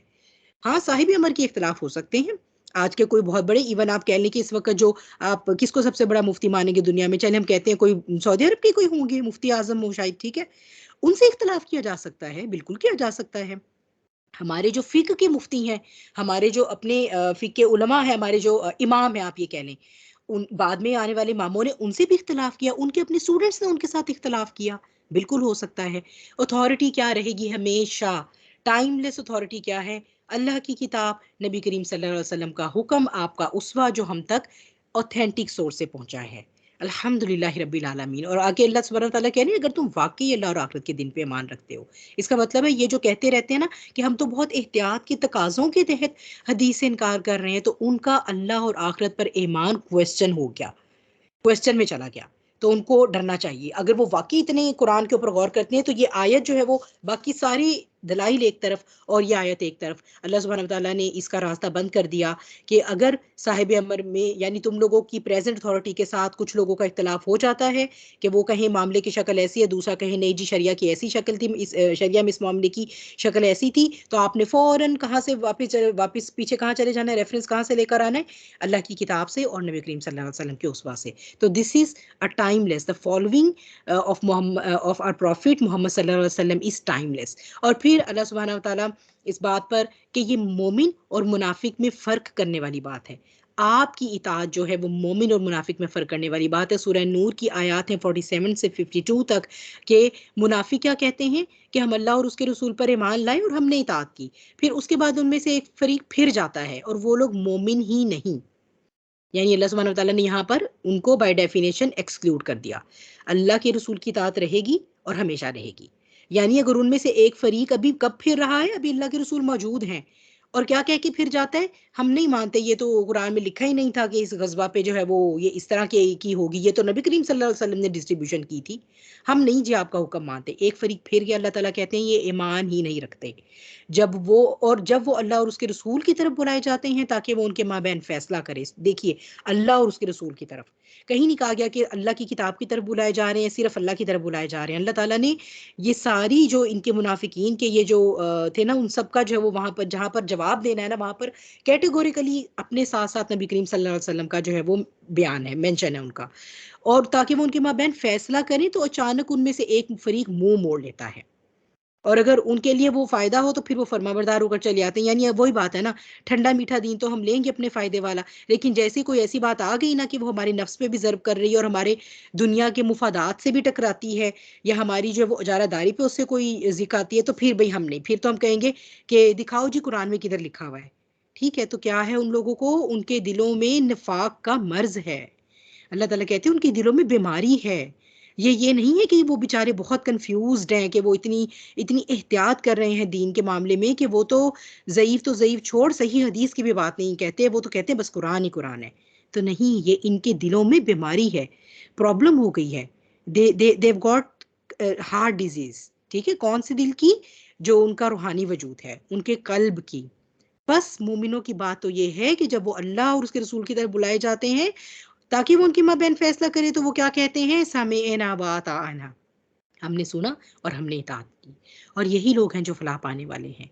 और जो कोई अल्लाह और उसके रसूल की इताअत करे और अल्लाह से डरे और तकवा इख्तियार करे, तो वही हैं जो सक्सेसफुल हैं। तो कहाँ जहाँ पर भी इताअत की बात है, फ़ैसला करने की बात है, शरीयत की बात है, दीन की बात है, अल्लाह सुब्हानहू व तआला ने अपने साथ-साथ हमारे आका सैयदुल मुरसलीन ख़ातिमुन नबिय्यीन हज़रत मोहम्मद मुस्तफ़ा सल्लल्लाहु अलैहि वसल्लम की जो का मेंशन कुरान में दे दिया गया है। फिर मोमिनों के लिए कहा गया है कि किसी मोमिन मर्द और औरत को ये हक़ ही हासिल नहीं कि जब अल्लाह और उसका रसूल किसी मामले का फ़ैसला कर दें, तो उनके अपने मामले में उनका कोई इख्तियार बाकी रहे। नहीं, नहीं, नहीं, लेकिन ये है कि वो जो आयत है ना, वो उसमें मेरा ये ख़्याल है कि वो उसकी ऐसे नहीं है, वो ऐसे तफ़सीर होनी चाहिए। अल्लाह सुब्हानहू व तआला मुँह के बल जहन्नुम की आग में फेंक दिया जाएगा ऐसे इंसानों को, जिनकी इतनी जुर्रत हुई कि उन्होंने कहा ला इलाहा इल्लल्लाह मुहम्मदुर रसूलुल्लाह, कि हम तो ईमान वाले हैं। उन्होंने दावा किया और उसके बाद अल्लाह और रसूल का वाज़ेह फ़ैसला आ गया है शरिया के मामले में, लेकिन वो ये कहते हैं नहीं, नहीं, नहीं, नहीं, वो चूँकि हमारी समझ में नहीं आ रहा। नहीं, नहीं, नहीं, चूँकि वो साइंस के साथ टकराता है। नहीं, नहीं, नहीं, चूँकि वो हमारे नफ्स के खिलाफ है। नहीं, नहीं, नहीं, चूँकि उसको मानने से लोग क्या कहेंगे? तो these are very, very direct, very clear and very alarming आया। ठीक है ना? वो जो आप कह लें कि इंज़ार के मामले में, डराने के मामले में ये बहुत साफ-साफ आयात हैं। फिर ये कि लक़द काना लकुम फ़ी रसूलिल्लाहि उस्वतुन हसना, कि तो तहकीक तुम्हारे लिए तुम्हारे रसूल की ज़ात में बेहतरीन नमूना है। और ये भी सूरह अहज़ाब में, सूरह अहज़ाब हो गई, सूरह नूर हो गई, सूरह निसा हो गई, ये सारी सूरा जो मुनाफिकीन के इन सारी चीज़ों के साथ डील करती हैं और शकूक व शुबहात के लिए, और आज के भी वो मुसलमान जो शकूक व शुबहात रखते हैं उनके लिए ये इनके अंदर बहुत ज़बरदस्त जो है वो सारे लेसन्स हैं। तो फिर यहीं से इस पर क्लोज करते हैं कि आप सल्लल्लाहु अलैहि वसल्लम के उसवा की क्या अहमियत रह गई। तो अल्लाह सुब्हानहू तआला ने फरमा दिया कि तुम्हारे नबी की ज़ात में तुम्हारे लिए बेहतरीन नमूना है। तो अगर उस नमूने की हिफाजत ही नहीं होनी थी, वो हम तक पहुंचना ही नहीं था, आज 1400 साल बाद हमने खड़े होकर यही कहना था कि पता नहीं अब हम हदीस को माने कि अब हम हिस्ट्री को माने, हम सीरत की कौन सी किताब पे यकीन करें, चलो छोड़ो ऐसा करते हैं कुरान से खुद ही समझ लेते हैं। तो ये थी वो हिफाज़त जो जिसका ज़िम्मा अल्लाह ने इस तरह दीन का कोई खिलवाड़, कोई मज़ाक होने जा रहा था कि एक तरफ अल्लाह ताला फरमाते हैं नबी की इताअत करो और उनकी ज़ात में तुम्हारे लिए बेहतरीन नमूना है, दूसरी तरफ हम देखते हैं जी नमूना ही कोई नज़र नहीं आ रहा, कोई नमूना ही नहीं ऑथेंटिक मिल रहा। तो this is very ridiculous argument, this is very very baseless thing. बहरहाल आ जाइए जी वन बाय वन उनके कुछ दलाइल देखते हैं और उनका रद्द जो है वो साथ-साथ देखते जाते हैं। इनकी सबसे पहली दलील है कि जी सिर्फ़ कुरान महफ़ूज़ है। ये जनाब हमारे पास सूरह हिज्र की आया है, मैंने सूरह का नाम नहीं लिखा यहाँ। सूरह हिज्र की आया नंबर 9 है, जो ये बड़ी मशहूर आया है, आप लोगों ने सुनी हुई है बहुत दफ़ा और पढ़ी भी हुई है, जिसमें ये बाद अऊज़ु बिल्लाह इन्ना नहनु नज़्ज़लना ज़िक्रा व इन्ना लहु लहाफ़िज़ून, कि बेशक हम ही ने ये ज़िक्र नाज़िल किया और बेशक हम ही इसके मुहाफ़िज़ हैं। पहली बात तो ये आ जाती है कि इससे हदीस की हिफ़ाज़त का इनकार कैसे आ रहा है? यहाँ पर कैटेगोरिकली कुरान की बात हो रही है, बिल्कुल, इसके बारे में हम सब एग्रीड हैं। कोई इसके अंदर कोई ऐसी बात नहीं, कोई इसके अंदर कोई दूसरी राय ही नहीं है। तमाम उलमा जो है वो सब जो है वो जो है वो इस बात पर जो है वो हम सब उम्मत सारी एग्रीड है। जे देखिए एक चीज़ के की फ़ज़ीलत का ज़िक्र करने का ये मतलब तो नहीं है कि दूसरे की फ़ज़ीलत नेगेट हो रही है। फ़ॉर एग्ज़ाम्पल अल्लाह सुब्हानहू व तआला ने तमाम दिनों में से जुम्मे के दिन की फ़ज़ीलत बयान फ़रमाई। फ़रमाई है ना हमारे अल्लाह सुब्हानहू व तआला ने उम्मत मोहम्मदी सल्लल्लाहु अलैहि वसल्लम के लिए जुम्मे का दिन जो है वो मुंतखब फ़रमाया कि इसमें ख़ास जो है वो इबादत का एहतमाम करो, हमें नमाज़ जुम्मा दी, हमें सूरह कहफ दी, हमें दरूद भेजने पर जो है वो ज़्यादा इनाम व इकराम दिया, तो हमारे लिए। लेकिन क्या इसका ये मतलब है कि पीर, मंगल, बुध, जुमेरात मनहूस दिन हो गए? ठीक है? अब क्या मैं इससे ये नतीजा निकालने बैठ जाऊँ? तो ये तो वो बात है जो कॉमन सेंस की बात है। चूँकि यहाँ पर कुरान की बात हो रही है, कुरान की हिफ़ाज़त की बात हो रही है, लेकिन क्या कुरान में ही भई आप अहले कुरान हैं ना, चलें हम आप ही से पूछते हैं। क्या कुरान में अल्लाह सुब्हानहू व तआला ने ये बात कहीं बयान की है कि देखो जो कुरान के अलावा नबी का कौल है, उनकी जो बात है जिसे हम हदीस कहते हैं, तो उसकी हिफ़ाज़त का मैं ज़िम्मा नहीं लेता? क्या ये कुरान की फ़ज़ीलत बयान करने से हदीस की हिफ़ाज़त ऑटोमैटिकली नेगेट हो गई?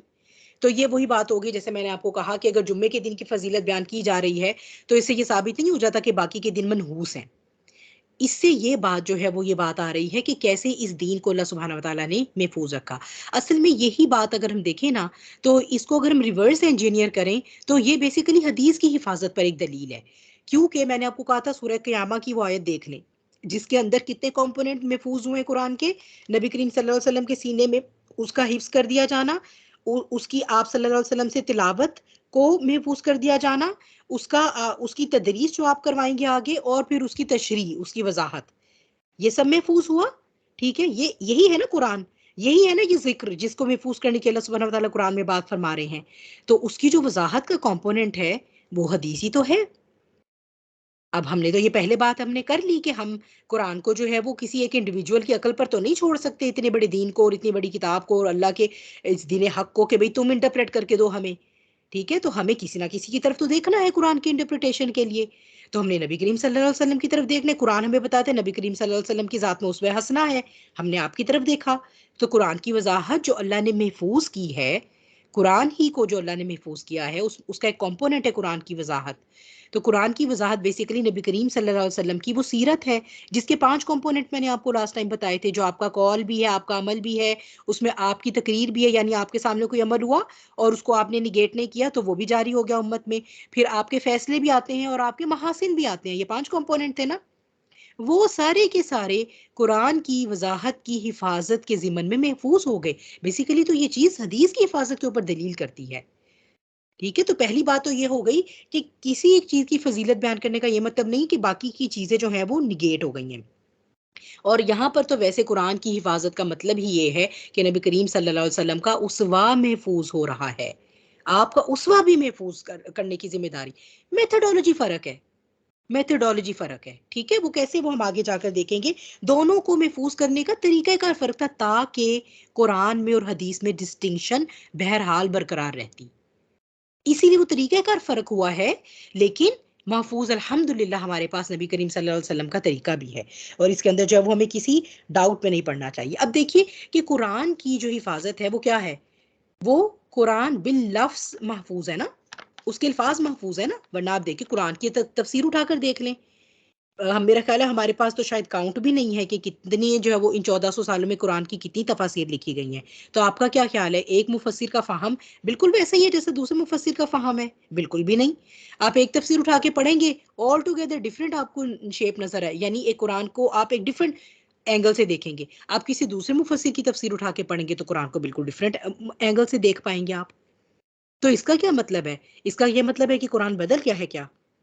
जो कुरान की हिफ़ाज़त हो रही है, वो कुरान के अल्फ़ाज़ की हिफ़ाज़त हो रही है। अच्छा, फिर अल्फ़ाज़ की हिफ़ाज़त का क्या मकसद था? कि खाली हम, फिर इसका मतलब है कि ये जो कुरान के अल्फ़ाज़ की, यानी हम यही कहते हैं ना कि भई 1400 साल में किसी की ज़रूरत नहीं हो सकी वो इसके अंदर एक लफ़्ज़ भी ऐड कर सके, इसमें से एक लफ़्ज़ भी निकाल सके। लफ़्ज़ तो बहुत बड़ी बात है, एक हर्फ़ भी इधर-उधर नहीं किया जा सकता, एक ज़ेर-ज़बर का भी इज़ाफ़ा नहीं किया जा सकता, अपनी तरफ से बदला नहीं जा सकता, सिवाय किर्रत के इख्तिलाफ़ के जो मैंने आपको बताए, डिफ़रेंस इन डायलेक्ट में। तो फिर इसका क्या मतलब है कि इसको महफ़ूज़ करने से क्या था मतलब, ये जो अल्फ़ाज़ ही अगर खाली महफ़ूज़ कर देना मकसद थे, तो उसका मायने अगर नहीं महफ़ूज़ होना था, तो इसका मतलब है कि कुरान सिर्फ़ तिलावत के लिए उतरा है। यानी फिर अगर सिर्फ़ हम यही यहाँ यही नतीजा अख़ज़ करें कि उसकी तशरीह तो हम सब पर आ गई, आप खुद कर लें अपनी मर्ज़ी से, और ये कुरान के अल्फ़ाज़ रह गए, ये भई महफ़ूज़ है क़यामत तक के लिए।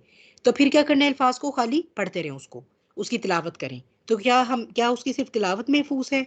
बिल्कुल भी नहीं, हम तो सारे दलाइल ही कुरान से लेकर आते हैं। अभी-अभी तो सूरह क़ियामा की को मैंने कोई 4 दफ़ा आप लोगों को उसका रेफ़रेंस दिया। भई उसमें तो तिलावत भी आता है, उसका हिफ्ज़ भी आता है, उसकी एक्सप्लेनेशन भी आती है। तो इसका मतलब है कि उसका मायने भी महफ़ूज़ किया गया। अब उसका जो मायने या जो वज़ाहत महफ़ूज़ की गई है, तो वो नबी करीम सल्लल्लाहु अलैहि वसल्लम के ज़रिए महफ़ूज़ की जानी थी ना। कुरान की मायने की जो हिफ़ाज़त है, वो साहिब कुरान के ज़रिए होनी थी। या कि उस दौर में, या हमें कुरान में लिखा मिलता है कि उस दौर में अल्लाह ताला ने खाली आप सल्लल्लाहु अलैहि वसल्लम से इब्लाग का काम लिए कुरान के, और किसी और को अपॉइंट कर दिया कि ये जो है वो एक कुरान को एक्सप्लेन करेंगे। ऐसा तो कहीं नहीं मिलता है, ना हमें कुरान में मिलता है, ना हमें कहीं हदीस में मिलता है। और कुरान तो बार-बार कहता है कि आपने रुजू करना है अल्लाह और अल्लाह के रसूल से, अल्लाह और अल्लाह के रसूल से, अल्लाह और अल्लाह के रसूल की इताअत करनी है, अल्लाह और अल्लाह के रसूल, अल्लाह अल्लाह के रसूल का के उसवा को सामने रख के आइडियलाइज़ करना है। उसको एक मेयार क्या बनाना है? आपका जो है वो क्या होगा, फ्रेम ऑफ रेफरेंस क्या होगा? अल्लाह की किताब और उसके रसूल का उसवा। तो भई जब उसकी कोई ना कोई तशरीह चाहिए ही थी, तो हम उन्हीं की लेंगे ना जिनके बारे में कुरान कह रहा है, क्योंकि आप तो अहले कुरान हैं, मैं भी अल्हम्दुलिल्लाह अहले कुरान हूँ, तो मैं तो कुरान की मानूँगी, तो मैं तो कुरान ही की मान रही हूँ। कि कुरान कहता है कि ये कुरान वाक़ई महफ़ूज़ है, ना सिर्फ़ ये कि अपने अल्फ़ाज़ में, क्योंकि सिर्फ़ ये तिलावत के लिए नहीं आया था कि अपने अल्फ़ाज़ में, ये अपने मायना में भी है। आप एक ही आयत की, ये मेरा आपको चैलेंज है, या आप किसी और को देखें, या आप अपने लिए तजर्बे के तौर पे करके देखें। आप एक आयत खोलें, आप उसकी तफ़सीर पढ़ें, ठीक है ना? 10, 50, 100 तफ़सीरें पढ़ लें, डिफरेंट एंगल से मिलेंगी। लेकिन दोबारा आप उसी आयत पर वापस जाइएगा और उसका तर्जुमा पढ़िएगा। अब आप बताइए कि उसके 100 डिफरेंट एंगल देखने के बाद भी, क्या आप वो जो उस आयत का मफ़हूम था, उसका एसेंस था, क्या आप उससे गुमराह हुए हैं, डेविएट हुए हैं? हाँ, ये है शर्त कि वो 100 तफ़सीरें होनी सही मुफ़स्सिरीन की चाहिए, ठीक है? वो फितने वाले इंसानों की नहीं होनी चाहिए, वो सही मुफ़स्सिरीन की आप लें। आप सिर्फ़ ये कहेंगे कि हाँ, वॉव! ये भी एंगल था इसका, ये भी एंगल था, ये भी बात है, ये भी बात है। लेकिन क्या उसमें से कोई भी मायने या मतलब ऐसा है जो हक़ से गुमराह करने वाला था? जैसे ही हक़ से गुमराह करने वाली तफ़सीर आती है ना, अल्लाह सुब्हानहू व तआला ने हिफ़ाज़त का ऐसा सिस्टम बनाया हुआ है, साथ ही सारे स्कॉलर्स जो हैं ना, उनके एंटीनाज़ खड़े हो जाते हैं। और ये चैलेंज है अल्लाह का। आज के दौर में भी अगर कोई कोशिश करता है ना कुरान को मरोड़ने-तरोड़ने की, तो आप उलमा को तो छोड़ें, मेरे जैसे छोटा-सा बंदा भी जो है ना, वो अल्हम्दुलिल्लाह आइडेंटिफ़ाई कर लेता है कि ये जो शख़्स है ना, ये कुरान की इस आयत की तफ़सीर अपने नफ्स की रोशनी में कर रहा है, उसको तरोड़-मरोड़ रहा है, ये हक़ नहीं है। तो ये है वो कुरान का महफूज हो जाना, जिसको ये लोग कितने गलत तरीके से इंटरप्रेट करते हैं। वही बात है ना कि कुरान की अपनी मर्जी की तफसीर, अपने नफ्स को खुश करने के लिए उसकी एक्सप्लेनेशन हो रही है। लेकिन एक्चुअली जो है वो कुरान का महफूज होना जो है वो क्या है? क्योंकि कुरान क्या कहता है, जन्नत में कौन जाएगा? सारे अल्लाज़ीना आमनु व अमिलु स्वालिहात, सारे के सारे वो लोग जाएंगे ना जो ईमान लेकर आए और अमले साले जिन्होंने कायम किए। तो ईमान और अमले साले के लिए कौन सा क्राइटेरिया होगा? कौन बताएगा अमले साले कौन है? अगर हम सब अगर इन इफरादी जो अगर इफराद पर छोड़ दिया जाएगा तो वही बात है, हर कोई अपने अपने अमले साले घड़ लेगा। ठीक है, तो अमले साले कौन डिफाइन करेगा? वो रसूल डिफाइन करेंगे जो डिफाइन करके जा चुके हैं। और उनके बाद हमारे पास अल्हम्दुलिल्लाह सल्फ सालिहीन, हमारे तमाम सहाबा कराम, हमारे ताबईन, हमारे तबा ताबईन का तरीका भी हम तक जो है वो पहुंच गया है। आप तो हदीस की एक तरफ बात रखें, हम तक तो तबा ताबईन का तरीका भी जो है वो इतने ऑथेंटिक सोर्सेज से पहुंच चुका है अल्हम्दुलिल्लाह। तो बात ये है कि अगर तो हम ज़मानी इताअत की बात करें, तो फिर तो कुरान में भी आता है कि ये जितने भी शरई अहकामात आते हैं, अल्लाह सुब्हानहू व तआला जब ये कुरान नाज़िल हो रहा था, तो क्या है तो है, या अय्युहल्लज़ीना आमनू, ए वो लोगो जो ईमान लाए हो, और आगे कोई ना कोई शरिया का हुक्म होता था। कोई भी फॉर एग्जांपल 4 शादियों का आ रहा है, तलाक की बात आ रही है, हज की फ़र्ज़ियत आ रही है, चाँद की तारीखों की बात आ रही है, सूरह बकरा, सूरह निसा, सूरह माइदा आप देखते हैं सारी जो शरिया के अहकामात के साथ बात करती हैं। तो फिर तो इसका मतलब है कि अल्लाह का शुक्र है, हमें तो कुछ भी नहीं करना पड़ेगा। क्योंकि कुरान सिर्फ़ उस ज़माने के ईमान लाने वालों से बात कर रहा है ना। कुरान कहता है कि या अय्युहल्लज़ीना आमनू, है वो लोगों जो ईमान ले आए हो, तो भाई वो लोग ईमान लाए थे उस वक्त की बात हो रही है, तो तुम लोगों ने ये सारे काम करने हैं, हमें तो करने की ज़रूरत नहीं है। लेकिन अहले कुरान कहेंगे नहीं, कुरान तो क़यामत तक के लिए है ना, तो ये हमने भी करने हैं। तो फिर उन्हें पूछे कि यही कुरान जो क़यामत तक के लिए है, यही कहता है कि रसूल का उसवा जो है ना, वो भी क़यामत तक के लिए है, तो उनको भी क़यामत तक के लिए ही फ़ॉलो करना है। तो बहरहाल उनकी बात अपनी बात से ही नेगेट हो जाती है। फिर जो है वो हम ये बात करते हैं। फिर हाँ, एक और बात ये कहते हैं बड़ी मज़े की, कि जब आप इनसे पूछे कि नमाज के 5 औकात या नमाज का तरीका कैसे मालूम होगा, तो या ये कि कुरान की चलें अगर बात करते हैं, सूरह फ़ील है। सूरह फ़ील की कोई स्टोरी अल्लाह ने कुरान में एक्सप्लेन तो नहीं की, तो आप कैसे कह सकते हैं कि यमन का बादशाह था अबरहा और वो आ रहा था हमला करने के लिए? तो वो कहेंगे देखिए तारीख में मिलता है ना आपको, देखिए इजमा है ना, देखिए तवातुर से चली आ रही है ना ये चीज़। तो आप इनसे पूछे तो वो तो हदीस पर भी फिर इजमा है उम्मत का। उसको फिर क्यों नेगेट करते हैं आप? तो यहीं से निफ़ाक जो है ना, जो दिलों का मर्ज़ है, वो सामने आना शुरू हो जाता है और वो वाज़ेह होना शुरू हो जाता है। फिर ये दलील आती है जी, कुरान में ही सब कुछ है। और इसकी दलील बड़ी मज़े की आयत जो है वो एक सूरह नाम की, ये आयत नंबर 38 है, मैं आपके लिए थोड़ी बड़ी कर देती हूँ। इसमें से दलील के लिए ये पता है क्या पीस पेश करते हैं? सिर्फ़ ये इतना सा कि ये वाला जो है कि हमने किताब में कोई चीज़ नहीं छोड़ी जिसका जो हमने ना ज़िक्र ना किया हो। ठीक है? तो ये जो है वो ये कहते हैं कि वो सिर्फ़ इसको लेकर के देखें, ये जो किताब है ना अल्लाह की, इसमें तो कोई भी चीज़ नहीं है, अल्लाह ताला ने इसमें तो जब कुछ छोड़ा ही नहीं है ऐसा जो हमें बाहर से लेना पड़े। Everything is in the Quran. I agree, personally I agree. Allah सुब्हानहू व तआला ने वो जिसे कहते हैं ना, हमें देखिए आप वो कहते हैं ना कि एक इक्वेशन आती है, ठीक है? फिर आप उस एक इक्वेशन को बहुत एक्सपैंड कर सकते हैं, ठीक है? ये बात जो थोड़ा-सा रियाज़ी या फ़िज़िक्स में इंटरेस्ट रखने वाले लोग हैं, वो पहचान सकते हैं इस बात को। या एक ही फ़ॉर्मूला आता है या एक कॉम्बिनेशन आया, अब उस कॉम्बिनेशन से बहुत सारे कॉम्बिनेशन बन सकते हैं। Exactly I agree. कुरान में अल्लाह सुब्हानहू व तआला वो जो की कॉम्बिनेशन है ना, वो वाक़ई अल्लाह ने किसी शै का नहीं छोड़ा मेंशन करना। लेकिन उससे जो वो आगे उसको अब निकालना है ना, उसको जो अनफ़ोल्ड करना है ना, उसके लिए बहरहाल हमें उस्ताद चाहिए और उसका एक तरीका चाहिए। अच्छा, अब अगर ये हम करते हैं, हम कहते हैं ठीक है जी, कुरान के अंदर अल्लाह सुब्हानहू व तआला ने हर चीज़ को मेंशन कर दिया, आएँ जी हर चीज़ को मेंशन कर दिया, तो फिर पीछे से क्यों नहीं लेते आप ये आयत? पीछे से लेते हैं तो हम ये देखते हैं कि अल्लाह सुब्हानहू व तआला फरमा रहे हैं, ज़मीन पर चलने वाला कोई जानवर और अपने दोनों परों से उड़ने वाला कोई परिंदा ऐसा नहीं है, जो तुम्हारी तरह अलग उम्मत ना हो। यहाँ पर बड़ा मज़े का एक साइंटिफिक कॉन्सेप्ट है, the concept concept of species Allah ताला दे रहे हैं यहाँ पर। हमने तो ये अब आकर हमें तो एक सदी हुई है ना कि इंसान साइंस साइंस करता है और उसके बलबूते पे उछलना शुरू हो गया है।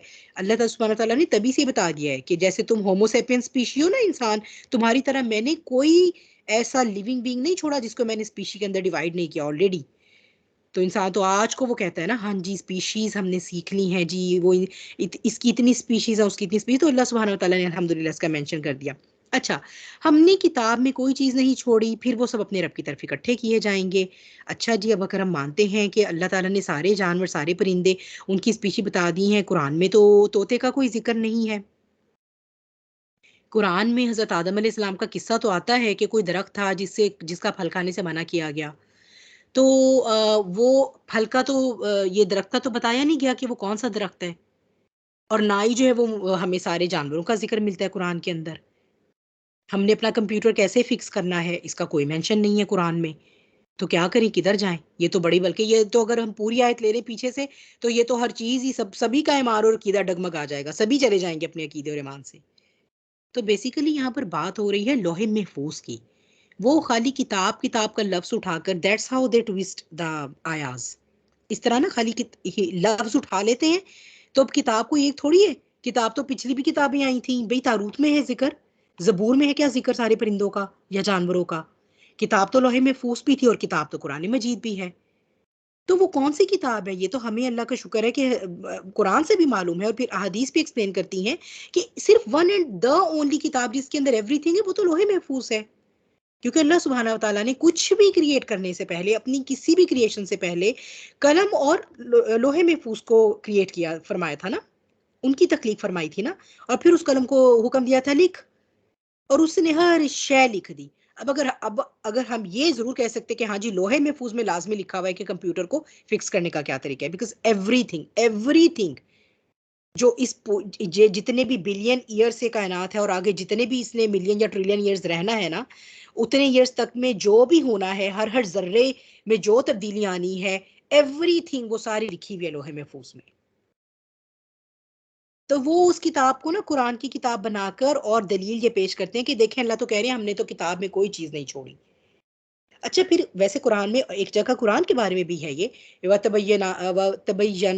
तबय्यानी फ़िल किताबी कुल्ली शैइन करके कुछ है, सॉरी उसका मैं आपको मीनिंग बता देती हूँ कि हमने इसके अंदर हमने हर शय को बयान कर दिया, ठीक है? कुरान में हमने हर शय को बयान कर दिया। लेकिन चूँकि मैंने आपको पहले ही कहा है कि जब हम ये क्वेश्चन करते हैं तो हमें पता है कि यहाँ पर हर शय तो का बयान आ तो नहीं रहा। फिर अगर हम उनसे पूछें जी हर शय से कुल्ली से क्या मुराद है, आपकी शय कौन-सी है? वो कहेंगे नहीं जी नहीं, दुनियावी इल्म की बात नहीं हो रही, दीनी इल्म की बात हो रही है। दीनी इल्म की बात आ जाती है तो फिर आप उनसे पूछें जी शरिया के अहकामात हैं, तो आप बता दीजिए कि कहाँ पर है कुरान में कि शरिया अहकामात जो है वो सारे जो है वो पूरी तफ़सील में हैं। हज करने जाएँ तो जो है वो हज का तो कुरान में ज़िक्र ही नहीं है कि आपने जो है वो कितनी दफ़ा करना है ज़िंदगी में, कितनी दफ़ा फ़र्ज़ किया। अल्लाह सुब्हानहू व तआला ने फ़र्ज़ तो कर दिया, आप क्या हर साल करें? तो अब बता दीजिए, तो उसकी भी तफ़सील नहीं आ रही। बेसिकली कुरान का ये जो अल्लाह सुब्हानहू व तआला कुरान के बारे में भी जहाँ फ़रमाते हैं ना कि इसमें हर शय का बयान है, तो असल में वो शय जो फ़ुरक़ान सिखाती है, यानी हक़ और बातिल को पहचान करने के लिए इंसानियत को जितने भी सबूत चाहिए थे, जितना भी मटीरियल चाहिए था, जितनी भी कन्विक्शन चाहिए थी, जितने भी दलाइल चाहिए थे, वो वाक़ई सारे के सारे हैं कुरान में। अल्लाह सुब्हानहू व तआला ने अपनी हमारे अंदर से भी जितनी निशानियाँ हैं और अपनी बाहिर जो हमारी बाहिर की कायनात है, इसमें से भी जितनी निशानियाँ हैं, सब में हक़ और बातिल के फ़र्क को वाज़ेह करने वाली तमाम निशानियाँ मेंशन फ़रमाई हैं कुरान में। बिल्कुल, ऐसा ही है कि हर वो शय जो हमारी हिदायत और जो फ़ुरक़ान के लिए थी, यानी जो हक़ और बातिल में फ़र्क करने के लिए थी, वो अल्लाह ने मेंशन फ़रमा दी। बाकी कुरान का क्या उसलूब है? इजमालन हर शय का बयान है, तफ़सीलन नहीं है। इजमालन तो आप देखें कि जितने भी साइंस के सब्जेक्ट्स हैं, उन सब का भी बयान है। हम देखते हैं कि एस्ट्रोनॉमी का बयान है, हम देखते हैं एनाटॉमी का बयान है, फिजियोलॉजी का बयान है, ह्यूमन साइकोलॉजी का बयान है, हम देखते हैं कि फिजिक्स का बयान है, केमिस्ट्री का बयान है, हर चीज़ का है मेंशन है। इजमालन है, यानी मुख्तसरन है, यानी इन शॉर्ट है। और किस रेफरेंस से है? इस रेफरेंस से है जिससे शऊर आए इंसान का, यानी अगर एम्ब्रियोलॉजी का बयान आ रहा है, इंसान की तख्लीक की आयात आ रही हैं, बच्चे के बनने के मराहिल की बात आ रही है, तो वो हमें एम्ब्रियोलॉजी पढ़ाने के लिए नहीं है। वो इसलिए है कि वो हमें वो शऊर दें कि हम अल्लाह सुब्हानहू व तआला को पहचान लें। तो बेसिकली अल्लाह ताला ने पता है क्या किया? तमाम उलूम जितने भी जो इंसान आज स्टडी करता है ना, जो जिसको उसने सेकुलर बना लिया है, बेसिकली तो सारे इल्म ही अल्लाह की तरफ से हैं। ये डिवीज़न ही सबसे बड़ी फ़साद की जड़ है, ये हम बात पहले डिस्कस करके आ चुके हैं बहुत दफ़ा, बहुत डिटेल में। जितने भी उलूम अल्लाह सुब्हानहू व तआला कुरान में ज़िक्र करते हैं, वो क्यों करते हैं?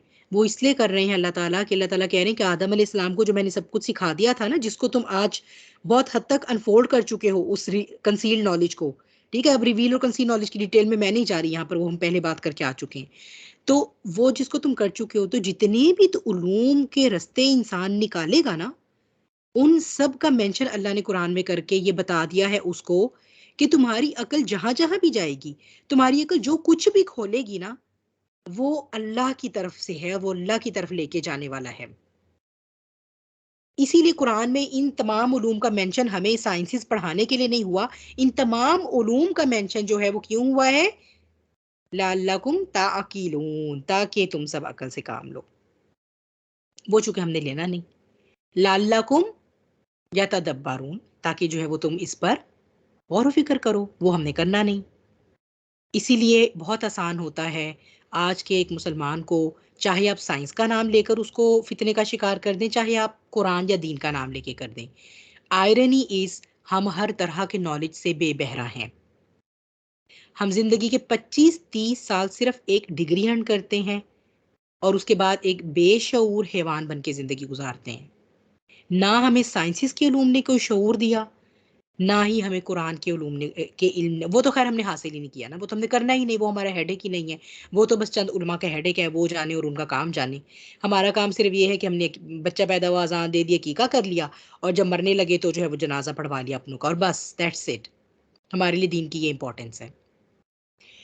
तो बहरहाल ये जो है वो हम जो है वो देख रहे थे हमारे पास के जी कुरान में ये जो सब कुछ है, बिल्कुल वो इस तरह है, लेकिन कुरान में जो है वो जो सब कुछ वो उसकी हमें तशरीह बहरहाल चाहिए, और तशरीह की जो बात है वो हम करके आ चुके हैं। मज़ीद जो है वो पॉइंट नंबर 3 की तरफ चलते हैं। वो ये कहते हैं कुरान एक वाज़ेह किताब है।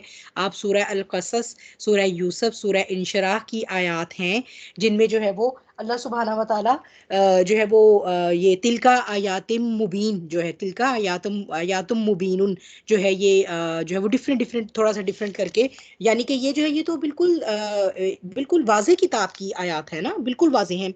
फिर ये कि सूरह कमर में जो है वो उसकी आया नंबर मैंने आपको दे दी, यहाँ पर मैंने पिक्चर नहीं डाली। तो यहाँ पर जो है वो इसका जवाब सॉरी, सूरह कमर में भी जो है वो बार बार ये आ जाता है कि हमने इस कुरान को जिक्र के लिए आसान कर दिया, हमने इस कुरान को जो है वो जिक्र के लिए आसान किया। बिल्कुल ये बात है, जाहिर सी बात है, अल्लाह के अल्फाज हक हैं, हम तो उसके ऊपर पूरा ईमान रखते हैं। तो क्या कुरान जो है वो सिर्फ जिक्र है? सिर्फ जिक्र है? क्या कुरान में सिर्फ नसीहत है? तो ऐसा तो नहीं है। आप इन्हीं अहले कुरान से पूछ लीजिए कि क्या कुरान में सिर्फ जिक्र ही आया है, कि बस अल्लाह की रिमेम्बरेंस है, बस सिर्फ आखिरत का बयान है, जन्नत और जहन्नुम का बयान है? ऐसा तो नहीं है। वो कहेंगे नहीं भाई, कुरान का एक हिस्सा में शरई अहकामात हैं, को फिर एक हिस्सा जो है वो अकायद के साथ बात करता है, फिर कुरान के अंदर मिसालें आती हैं, फिर कुरान के अंदर मुस्तकबिल की पेशन गोइयां भी हैं। तो बिल्कुल ठीक बात कर रहे हैं आप, ठीक है जी। ये इसके ऊपर एग्रीड अपॉन हो गए दोनों फरीक कि जी कुरान जो है वो सिर्फ जिक्र तो नहीं है ना, सिर्फ नसीहत तो नहीं है ना। तो फिर जो है वो अल्लाह सुब्हानहू व तआला क्या फरमाते हैं, सूरह अनकबूत जिसमें मकड़ी के घर के अल्लाह सुब्हानहू व तआला मिसाल देते हैं, तो आखिरी आयत में 43 में अल्लाह ताला फरमाते हैं व तिलकल बादा औज़ु बिल्लाह व तिलकल अमसालु नदरिबुहा लिन्नास।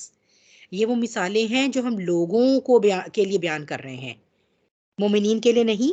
ठीक है, सिर्फ मोमिनीन के लिए नहीं, सिर्फ आकलीन के लिए नहीं, सिर्फ आलमीन के लिए नहीं, नहीं ना सिर्फ आलिमों की बात हो रही, अल्लाह ताला इंसानों के लिए ही बयान कर रहे हैं।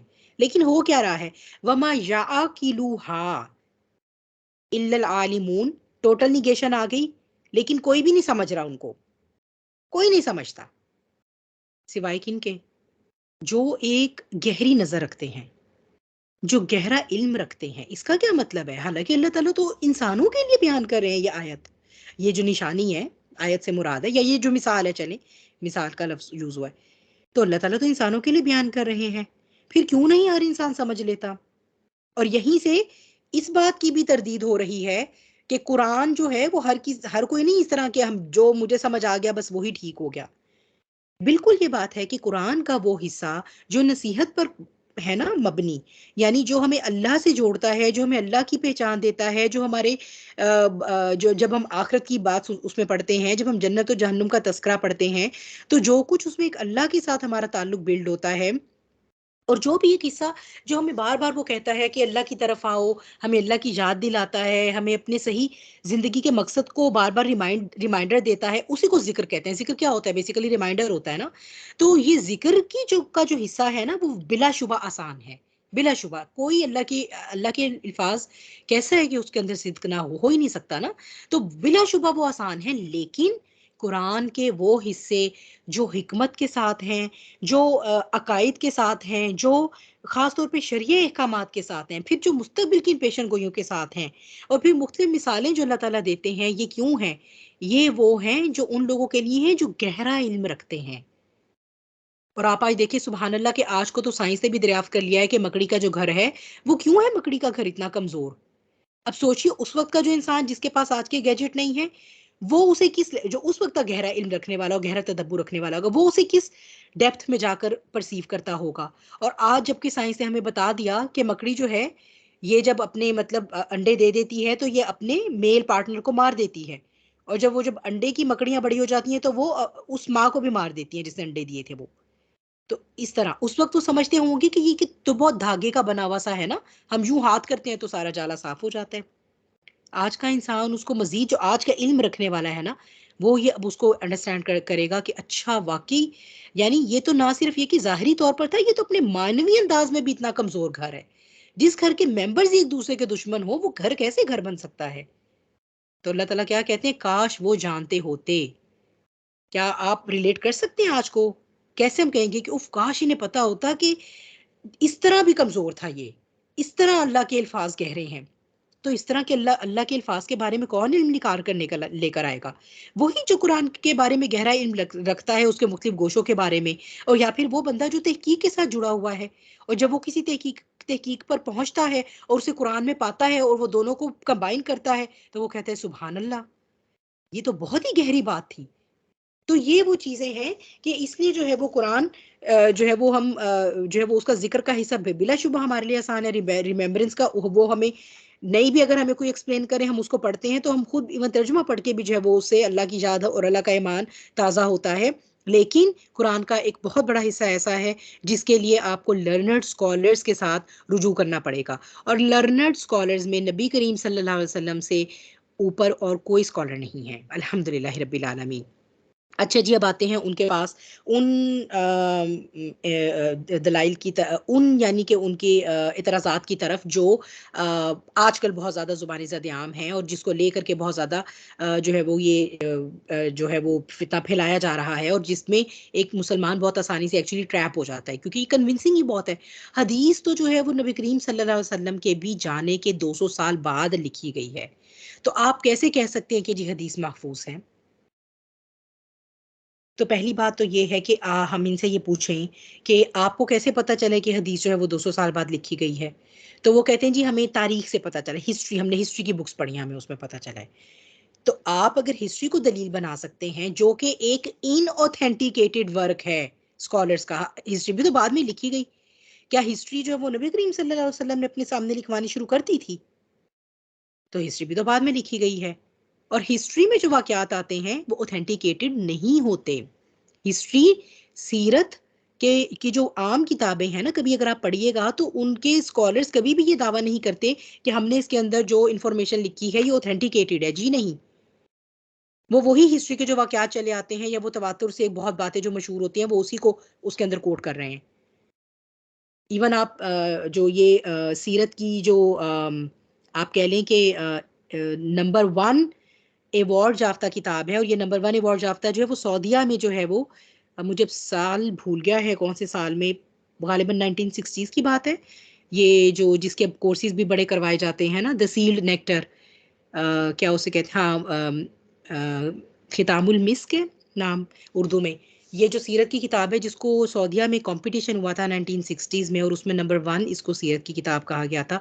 वो भी उसमें भी अगर आप जाकर सीरत के वाक़यात पढ़ते हैं ना, तो ये जो वाक़या है ना कि आप सल्लल्लाहु अलैहि वसल्लम की पैदाइश हुई थी, तो जो हज़रत आमिना अलैहिस्सलाम हैं आपकी वालिदा, तो वो फरमाती हैं कि मुझे मतलब ये सारे एक्सपीरियंसेस हुए, ऐसा महसूस हुआ। ये सब कुछ लिखने के बाद वो कहते हैं कि इनकी कोई सनद नहीं है इन वाक़यात की। तो आप इस हिस्ट्री और तारीख़ को बुनियाद बनाकर तो हदीस का इनकार करते हैं। एक इन ऑथेंटिक इंफॉर्मेशन के ऊपर तो अपने इल्म की बुनियाद रखते हैं। क्या ये है दीन के बारे में मोहतात होना, या ये कि वो इल्म जो एक्चुअली नबी करीम सल्लल्लाहु अलैहि वसल्लम के ज़माने से भी लिखा जाना शुरू हो चुका था, उसकी प्रॉपर कंपाइलेशन भाई दौरे मुहद्दिसीन 200 साल बाद उभर कर सामने आया है। फॉर एग्जांपल, जब मैं आपको जितनी भी हिस्ट्री में जो भी बता रही होती हूँ बात, मैंने आपको बताया जी कंप्यूटर जो है वो डोमेस्टिक यूज में आया है 1980s में। तो क्या इससे पहले कंप्यूटर बिल्कुल गायब था? 1970 में कंप्यूटर नहीं था और 1980 में वो आ गया। भाई एक दो सदियां पहले से ही उसके ऊपर काम हो रहा था। फिर उसकी फाइनल शक्ल होकर वो हमारे पास जब पब्लिक के सामने आया, तो वो हम कहते हैं, हम तो ईयरवो वाला मेंशन करते हैं। तो पहली बात तो ये कि हदीस 200 साल बाद लिखी गई इज अ रॉन्ग कॉन्सेप्ट। ठीक है जी। और फिर ये कि ये कोई जो लिखी भी गई है, जो मुहद्दिसीन का एक दौर उजागर होकर सामने आया, बिला शुबा वो 200-250 साल बाद वाला ही है। और फिर वो जो काम हुआ, तो वो बस ऐसे ही हो गया कि इमाम उठे, मुहद्दिसीन उठे और उनका दिल किया कि अच्छा हाँ हम हदीसें लिखें। और उन्होंने जनाब यहाँ वहाँ से सुन सुना के जो भी उनको मिला सब हदीस के नाम पे लिख दिया। और बाकी की भी सारी जो उम्मत थी उन्होंने भी कहा हाँ जी वाह वाह आपने क्या काम किया, बड़ा जबरदस्त हो गया जी। हाँ हाँ आपने अगर लिख दिया तो बिल्कुल ऐसे ही है। और बात खत्म हो गई। और सब ने तालियां बजाई और उसके बाद सारी उम्मत उन हदीसों को फॉलो कर रही है। ये मतलब इतनी रिडिकुलस लेवल पे कौन जाकर सोच रहा है भाई?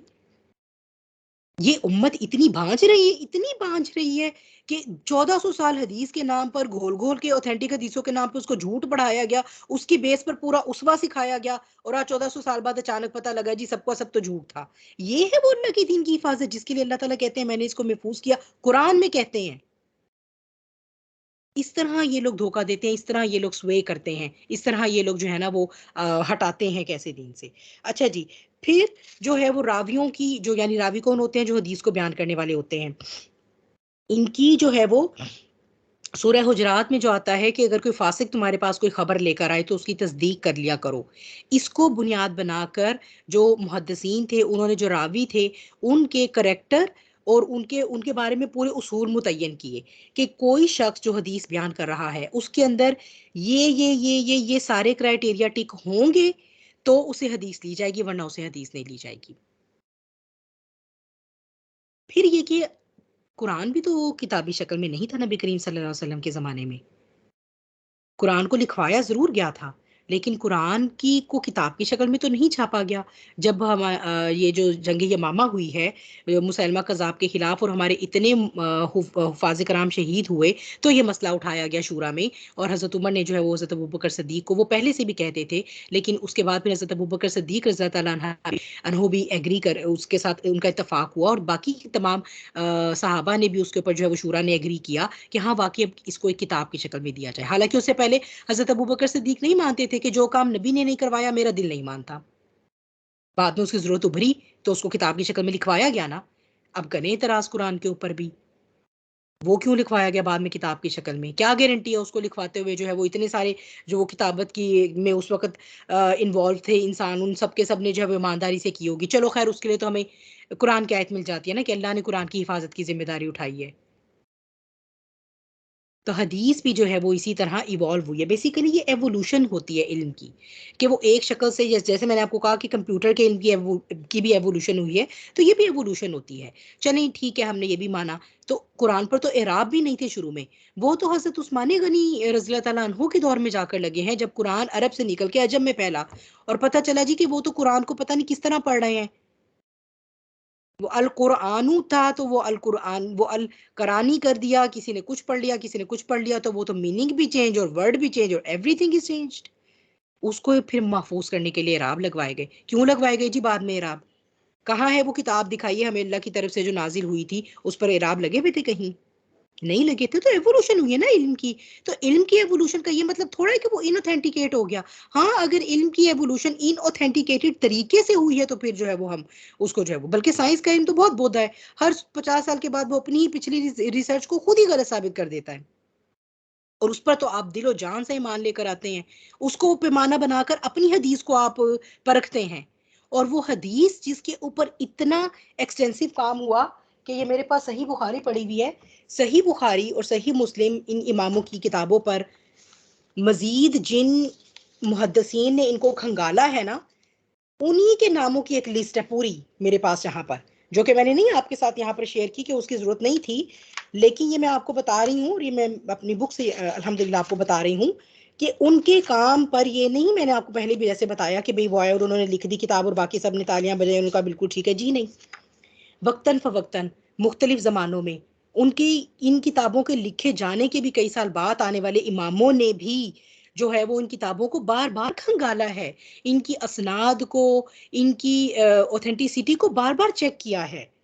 तो बार बार चेक करने के बाद जो है ना, वो उन्होंने इस नतीजे पर पहुंचे हैं कि हाँ वाकई जो सही हदीस है उनको जो है, देखिए जब कुरान हो जाए या हदीस हो जाए, हमारे लिए अल्हम्दुलिल्लाह चार तरीकों से, चार जराए से ये दोनों इल्म महफूज हुए हैं। हिफ्स के जरिए, लिखे जाने के जरिए, फिर तदरीस के जरिए, पढ़ने पढ़ाने के जरिए, और फिर उस पर अमल के जरिए। इसमें से जो हिफ्स और किताबत है ये दोनों सबसे ज्यादा ऑथेंटिक मेथड रहे हैं। ठीक है। तो इन दोनों के जरिए से ही कुरान भी जो है उसका इल्म, उसका यानी वो जैसे फिर इवॉल्व हुआ है किताबी शक्ल में, और हदीस भी किताबी शक्ल में इवॉल्व हुई है। बहरहाल यहाँ से मैं आपको ये बता दूं, पहले एक हदीस है सही मुस्लिम की, सॉरी सही मुस्लिम की नहीं है, ये हदीस मैंने अच्छा यहाँ पर आपके लिए लिखा नहीं, मैं बता देती हूँ आपको।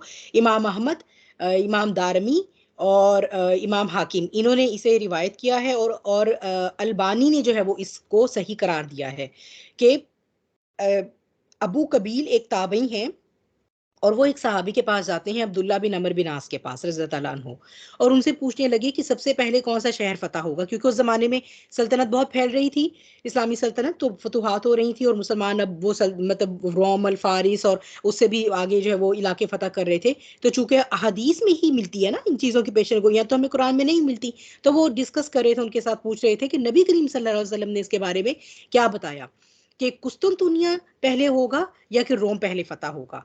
तो आपने क्या किया, आपने ना जो है वो एक जो सहाबी थे, आपने कुंडा, सॉरी, एक बड़ा सा संदूक मंगवाया, वो संदूक जिसको दोनों तरफ कुंडे होते हैं उससे उठा कर लाते, और उसमें से एक किताब निकाली, और उस किताब के बारे में आपके क्या अल्फाज हैं कि एक दिन की बात है जब हम रसूलुल्लाह सल्लल्लाहु अलैहि वसल्लम के इर्द गिर्द बैठे हुए थे, और उसमें आता है नक्तुबु, यानी हम सब लिख रहे थे। अब आप ये बताइए कि जिस वक्त वो अब जिस वक्त ये बात हो रही है ताबई के साथ, उनके साथ, अब जब वो लिख रहे थे तो क्या ये उस वक्त लिख रहे थे? वो ये कह रहे हैं कि हम रसूलुल्लाह के साथ बैठे हुए थे और हम सब लिख रहे थे, और यही बात हो रही थी, तो आपसे ये सवाल पूछा गया, यानी नबी करीम सल्लल्लाहु अलैहि वसल्लम से ये सवाल पूछा गया कि कौन सा शहर पहले फतह होगा, कुस्तुनतुनिया या रूम, तो आपने फरमाया कि कुस्तुनतुनिया।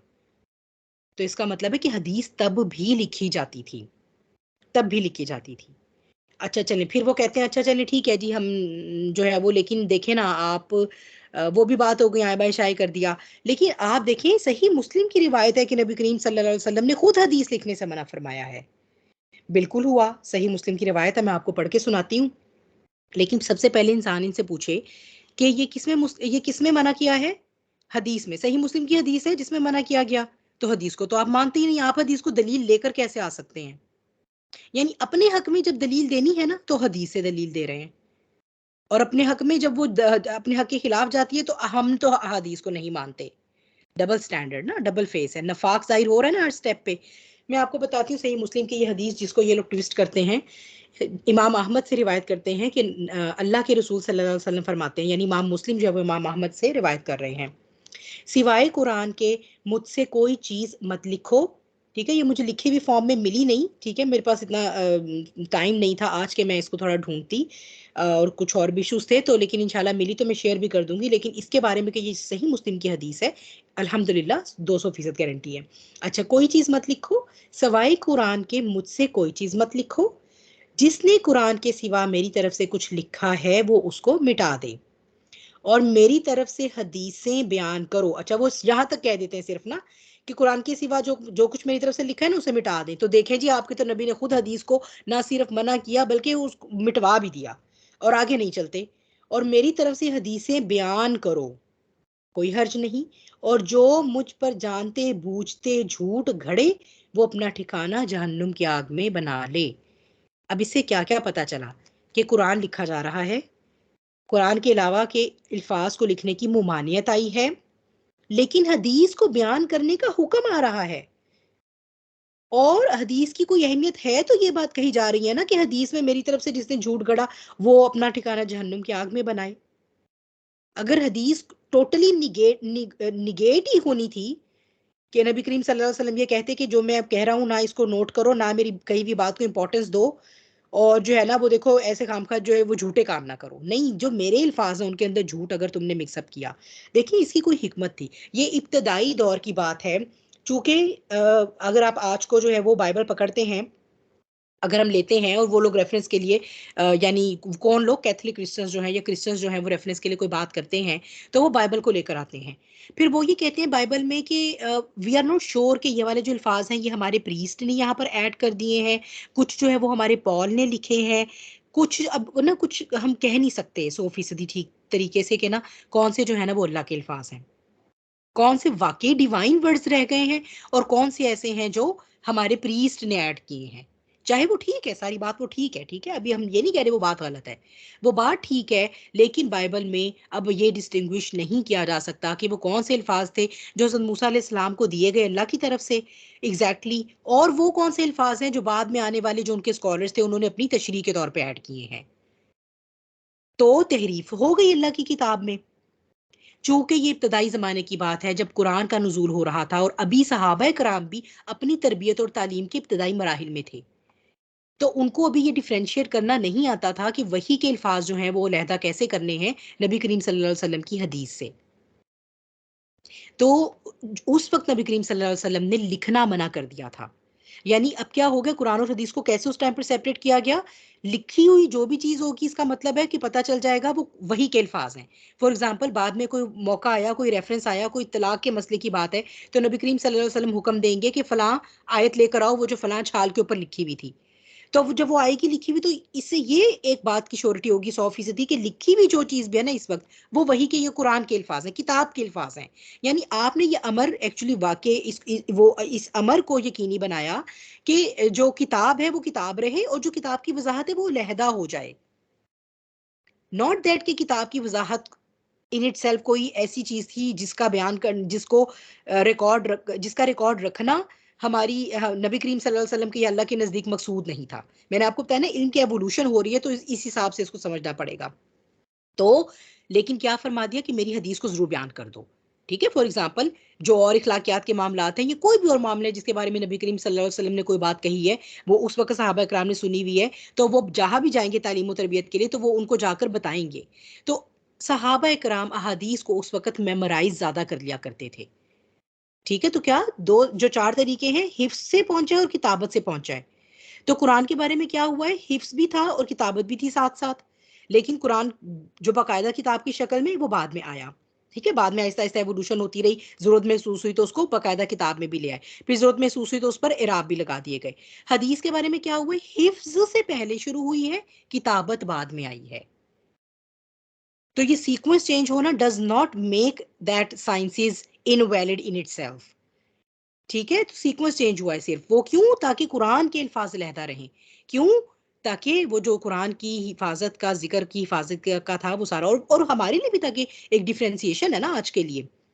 वरना आज को हम भी यही कहते कि कुरान हम पढ़ रहे हैं, तो हम श्योरिटी से नहीं कह सकते कि ये अल्फाज सिर्फ अल्लाह की तरफ से आए हैं, आयत के अल्फाज हैं, और ये जो अल्फाज है ना ये नबी करीम सल्लल्लाहु अलैहि वसल्लम ने जो आगे वजाहत फरमाई थी वो है। तो हम भी आज को जो है ना वो तफरीक करने के काबिल ना होते। तो ये बेसिकली उसके लिए था। लेटर ऑन जब ये तालीम और तरबियत सीख ली साहबा कराम ने, तो लेटर ऑन नबी करीम सल्लल्लाहु अलैहि वसल्लम खुद लिखवाया करते थे अहादीस को। ये कहाँ से हुआ जी, ये यहाँ से हुआ कि ये इमाम अहमद, इमाम अबू दाऊद मुस्तदरिकुल हाकिम में, और सही और अलबानी मेरे ख्याल है उन्होंने इन्हें सही कहा इस हदीस को, या प्रोबेबली नहीं कहा, नहीं वो दूसरी की बात हो रही थी, सॉरी। तो इन तीन इमामों ने जो है ये सही हदीस है जो अपनी ऑथेंटिसिटी के हिसाब से इसको जो है वो उन्होंने कोट किया है, कि जो हुक्म दिया गया है उसको तो मेंशन ही नहीं किया। तो जो हुक्म दिया गया है वो क्या है वो सुन लीजिए। ये जो आयत मैंने आपको शेयर की थी सूरह नजम की आयत थी, जिसमें था ना कि वो कि नबी जो है वो अपनी तरफ से कुछ भी नहीं कहते, वो अपने हवा से अपनी नफ्स से वो कोई भी बात नहीं करते। तो इसमें अब्दुल्ला बिन अमर बिन आस रज़ी अल्लाह तआला अन्हु फरमाते हैं कि मैं हर चीज़ लिखा करता था जो भी अल्लाह के रसूल से सुनता था, और मेरी नीयत ये थी कि आप सल्लल्लाहु अलैहि वसल्लम की बातों की हिफाजत हो। और आप ओनली पर्सन नहीं थे, क्योंकि पहले नक्तबू की बात आ रही है और लोग भी लिखा करते थे। नक्तबू मीन्स प्लूरल का सीगा है, जमा का सीगा है। अच्छा, तो जो कुरैश के लोग हैं, क्योंकि जाहिर सी बात है कि ऐसी बात हुई भी थी ना पहले कि नबी करीम सल्लल्लाहु अलैहि वसल्लम ने मना फरमाया हुआ था। तो कुरैश के लोगों ने भी उन्हें मना किया कि आप क्यों लिखते हैं हर चीज को, वही एहतियात के तकाजे की वजह से। तो ये कुरैश के वही लोग हैं सारे जो ईमान लाए हुए हैं। तो उन्होंने कहा कि कभी नबी करीम सल्लल्लाहु अलैहि वसल्लम गुस्से में भी होते हैं, कभी डांटते हैं, कभी वो किसी तरह, यानी वो बशर हैं, तो उनके मूड्स भी हैं। तो ये ना हो कि जो है वो तुम दीन की बात उनसे लिख लो, लेकिन जो उसके अलावा कोई बात है उसको ना लिखा करो, कि भाई वही बात है कि एक एहतियात कायम रहे, तो पर्सनल बातें ना लिखें।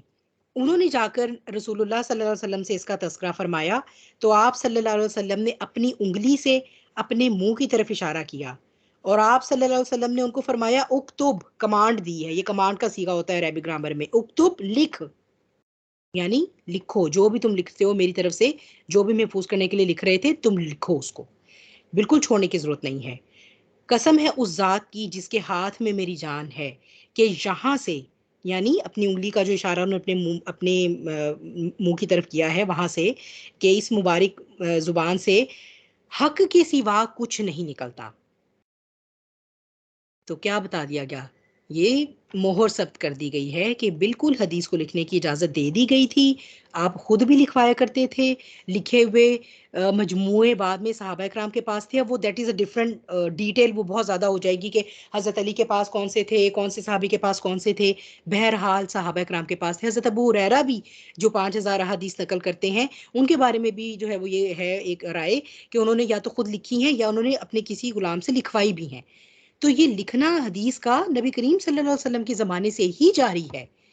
तो ये सारे के सारे इस तरह से एक-एक करके इनके सारे दलाइल जो हैं वो रद्द हुए। अल्हम्दुलिल्लाह, अल्लाह सुब्हानहू व तआला ने अव्वल तो कुरान से ही सारे रद्द किए, और दूसरे नंबर पर ये कि हमारे जो स्कॉलर्स हैं, जो दीन की खिदमत करने वाले इंसान हैं, उन्होंने इतना काम किया है, इतना काम किया है अपनी पूरी-पूरी ज़िंदगियाँ देकर दीन के लिए, कि आज हम जिस वो हमें एक वो बुनियाद दे गए हैं, एक वो मज़बूत इमारत की, जिसके ऊपर आज हम बहुत आराम से अपने दीन की इमारत को खड़ा कर सकते हैं, और इसकी बुनियाद हिलने वाली नहीं अगर हम उसको ना हिलाएं शकूक व शुबहात में पढ़ के। इसलिए अल्हम्दुलिल्लाह हमें इनके किसी भी एक डाउट के ऊपर, अपनी किसी एक हदीस के ऊपर भी शक करने की ज़रूरत नहीं है। चाहे वो अम्मा आयशा की उम्र है शादी की, चाहे जो है वो नबी करीम सल्लल्लाहु अलैहि वसल्लम की कोई भी और सीरत की ऐसी बातें हैं, चाहे वो कोई ऐसी चीज़ें हैं जो साइंस के साथ टकराती हैं, या इनकी अकल सलीम के साथ टकराती हैं, तो हमें अल्हम्दुलिल्लाह किसी भी किस्म का कोई डाउट रखने की कोई गुंजाइश रह ही नहीं जाती, अगर हम कुरान पर ईमान रखते हैं तो। अगर हम कुरान पर ईमान रखते हैं तो। थोड़ा-सा जो है मैं यहाँ पर आपको जो है वो ये बता दूँ कि ये जो एक एहतियात का तकाज़ा था, जिसकी वज़ह से जो है वो ये अप्रोच थी, लेकिन हमने देखा कि बाद में हदीस भी लिखी गई, और फिर हुआ ये था कि चूँकि 150 साल तक तो सहाबी फिर भी थे एक आधे आपके जाने के, तो कुछ ना कुछ एक सुन्नत का तरीका जो था वो था। लेकिन जब ये देखा गया कि तरीके बहुत ज़्यादा सुन्नत से डिविएट हो रहे हैं, तो इस चीज़ की, और फिर ये था कि लोग जो थे उन्होंने अपनी इम्पोर्टेंस बनाने के लिए, चूँकि दीन निकल चुका था अब अरब से, तो मुल्क शाम और इराक की तरफ से बहुत फितने क्रिएट होते थे उस वक़्त से ही, कि लोग झूठी हदीसें गढ़ते थे। तो जब ये मुहद्दिसीन ने महसूस किया, यानी वो मुहद्दिसीन जो उस वक़्त के बड़े-बड़े मुहद्दिसीन हैं, इमाम मुस्लिम का मुकदमा कभी आप पढ़ें तो आपको इसका अंदाज़ा होगा, उनकी जो सही मुस्लिम मुस्लिम है उसके शुरू का, कि किस तरह से जो है वो लोग फिर जिसका जो भी दिल करता था वो नबी करीम सल्लल्लाहु अलैहि वसल्लम का नाम लेकर बयान करना शुरू कर देता था। तो इस चीज़ की अहमियत एक्चुअली वाज़ेह हुई, इस चीज़ की अहमियत उठी कि इसके ऊपर अब एक एक्सटेंसिव रिसर्च होनी चाहिए, एक्सटेंसिव रिसर्च, ताकि ये जो जो भी हर दूसरा बंदा, हर आप जिसे कहें कि ऐरा गैरा उठ के और हमारे आका का नाम लेके और उनके नाम पर झूठ घड़ता फिरता है, तो इसको तो छाना जाए ना। तो ये नहीं था कि हदीसें लिखी नहीं जा रही थी, था ये कि उस काम को आप कह लें कि उसकी ऑर्गेनाइजेशन की पीक पर लेकर गए हैं हमारे ये जो कुरूने ऊला के मुहद्दिसीन हैं। फिर उन्होंने फिर ये बेड़ा उठाया कि पकड़ो भई, अब जो जो कहता है ना, इनको पकड़ो, और इनको पीछे इनकी चेन को ट्रेस करो, और देखो कि ये जो रावी हैं। और इतनी-इतनी बात होती थी कि जो सही वाक़ई जो हक़ के मुहद्दिसीन हुआ करते थे, उनसे उनके वालिद के बारे में पूछा जाता था। वो यानी अगर वो कहते थे मैंने ये हदीस अपने वालिद से सुनी, तो वो कहते थे कि वैसे तो ठीक है ये मेरे वालिद हैं, लेकिन इनको ये फलाँ मौके पे मैंने इनको झूठ बोलते सुना था, आप ये हदीस मत लें।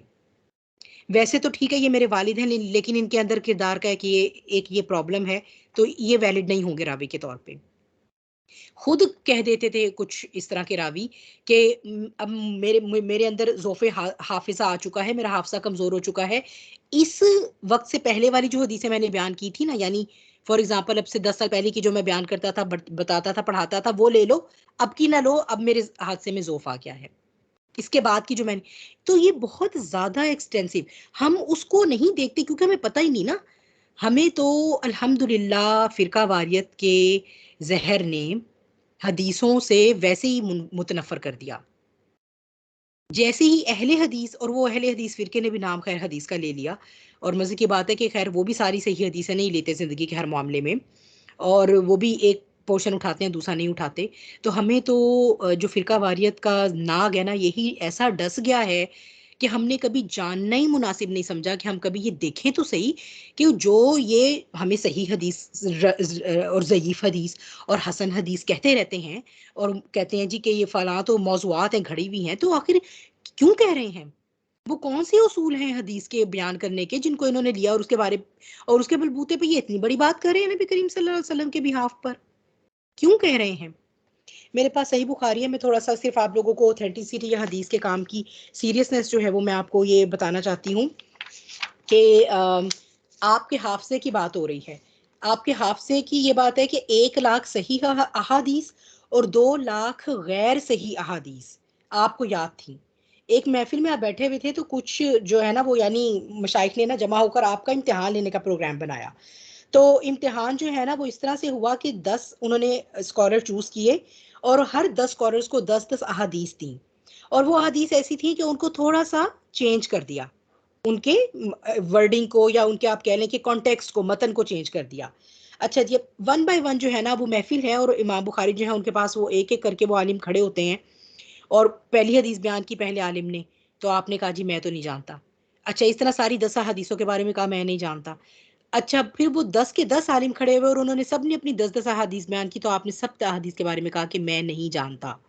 तो अब ज़ाहिर-सी बात है कुछ लोग तो वहाँ पर बैठे डाउटफुल हो गए कि अच्छा, इमाम बुखारी जो है इनके तो हाफ़ज़े पर और इनकी ज़हानत पर ये जो इतना इन्होंने हदीस का बेड़ा उठाया है, तो ये तो 100 अहादीस में से किसी एक को भी नहीं जानते। फिर इमाम बुखारी ने रहीमहुल्लाह ने क्या किया, पहले शख्स को बुलाया। उनको कहा तुमने ये हदीस इस तरह पढ़ी थी, यानी तुमने इसका कॉन्टेक्स्ट ये पढ़ा है, जबकि ये हदीस का सही कॉन्टेक्स्ट ये है। और इसी तरह उन्होंने एक-एक करके वो 100 की 100 अहादीस का सही मतन जो है वो बताया। इस तरह उनके अपने दौर के स्कॉलर्स ने उनको टेस्ट किया हुआ है, उनके हाफ़ज़े को टेस्ट किया हुआ है, ये तो अभी उनका हाफ़ज़ा है। और वो जो उनका काम है, जो उनका रिसर्च वर्क है, जिसके एंड पर वो पूरा रिसर्च वर्क करने के एंड पर जब वो हदीस लिखने लगते थे, तो रोज़ा रसूल के साथ बैठ के 2 रकत नफ़ल पढ़ के इस्तिखारे के हर हदीस लिखने से पहले, सही बुखारी ऐसे लिखी गई है, हर हदीस लिखने से पहले ये दुआ करते थे, अल्लाह ताला मेरी ह्यूमन कैपेसिटी में जो पॉसिबल था मैंने किया है, फिर भी अगर इसके अंदर कोई झूठ रह गया तो इस हदीस को मेरे कलम से बयान ना कीजिएगा। इस तरह लिखी गई है ये किताब। तो उसमें तो जी हमें बहुत डाउट है, पता नहीं कौन-सी जो है वो बात ठीक है और कौन-सी नहीं है। और तारीख के नाम पे घड़-घड़ के जो मर्ज़ी झूठ इनको पढ़ा दें, तो उसके ऊपर तो ये झूमते हैं, सुभान अल्लाह जी क्या बात है। हाँ, देखा बिल्कुल, ये अगली बात हुई ना जो आपने बताई, जी बिल्कुल, बिल्कुल। हाँ जी, कहाँ मेराज पर गए हैं नबी करीम सल्लल्लाहु अलैहि वसल्लम, ऐसे ही ये जब सर सैयद अहमद के दौर में ये फितना उठे, तो आपको पता है फ़रिश्तों के वजूद से इनकार कर दिया गया। नबी करीम सल्लल्लाहु अलैहि वसल्लम के वाक़ये मेराज से इनकार कर दिया गया क्योंकि साइंस नहीं प्रूव कर सकी थी तब उसको भई। आज को उनको कब्रों से निकाल कर कोई पूछे और उन्हें कहे कि देखें प्लीज़ अपना साइंस के ऊपर तजदीद ईमान कर लें, आपकी साइंस ने आज को वाक़या मेराज की एक्सप्लेनेशन दे दी है। और फिर अब आप क्या कहते हैं उसके बारे में, जो वाक़या मेराज था, उसकी हदीस के बारे में? अल्लाह सुब्हानहू व तआला हमें माफ़ फ़रमाए। कब्र से तो कोई नहीं निकल सकता, अक़ीदे की ख़राबी के साथ कोई कब्र में चला गया तो बस फिर चला ही गया। तो इस तरह से यानी ये उनके हाथ से ये उनके हाफ़ज़े की जो है वो बात है। तो ख़ैर ये चैप्टर्स तो ख़ैर बहुत लंबे हैं, तो मैं इनका नहीं, लेकिन मैं आपको एंड पर एक बात जो है वो बताकर, और फिर मैं आपको कुछ बुक्स जो है ना वो मैं बताती हूँ, जो आप अगर मज़ीद कोई देखना चाहे तो वो इमाम बुखारी को दफन करने के लिए जब कब्र में रखा गया तो मिट्टी से कस्तूरी की तरह खुशबू आने लगी, और ये खुशबू कई दिन तक आती रही, हत्ता कि लोग आपकी कब्र से मिट्टी उठाकर ले जाना शुरू हो गए। तो फिर वो जंगला लगा दिया गया आपकी कब्र के इर्द गिर्द। अब्दुल वाहिद बिन आदम तवाविसी कहते हैं, जो कि उनके दौर के आलिम हैं, कि मैंने नबी सल्लल्लाहु अलैहि वसल्लम को ख्वाब में देखा, आप अपने सहाबा कराम के हमरा एक मुकाम पर खड़े हैं, गोया आप किसी का इंतजार कर रहे हैं। मैंने सलाम किया और अर्ज किया, ए अल्लाह के रसूल, आप यहाँ किसके इंतजार में हैं? आपने फरमाया, मैं मोहम्मद बिन इस्माइल बुखारी का इंतजार कर रहा हूँ। मुझे तो जब यानी ये ख्वाब देखने के बाद, ये कहते हैं साहब जो ख्वाब बयान कर रहे हैं, कि मुझे चंद दिनों के बाद इमाम बुखारी की वफात का पता चला, तो मैंने देखा कि इनकी वफात का वही वक्त था जिस वक्त मैंने नबी सल्लल्लाहु अलैहि वसल्लम को ख्वाब में किसी का इंतजार करते देखा था। और ये वाकया बाद में किसी ने हिस्ट्री में नहीं लिखा हुआ।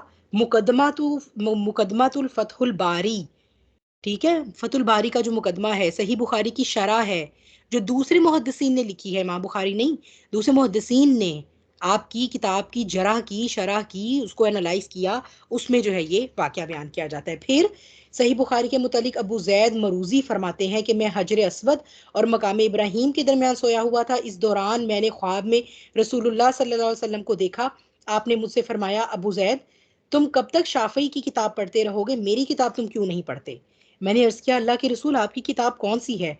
आपने फरमाया, मोहम्मद बिन इस्माइल की जामे सही मेरी किताब है। और ये भी जो है ये जनाब रेफरेंस मुकदमातुल फतहुल बारी में कोट किया गया है।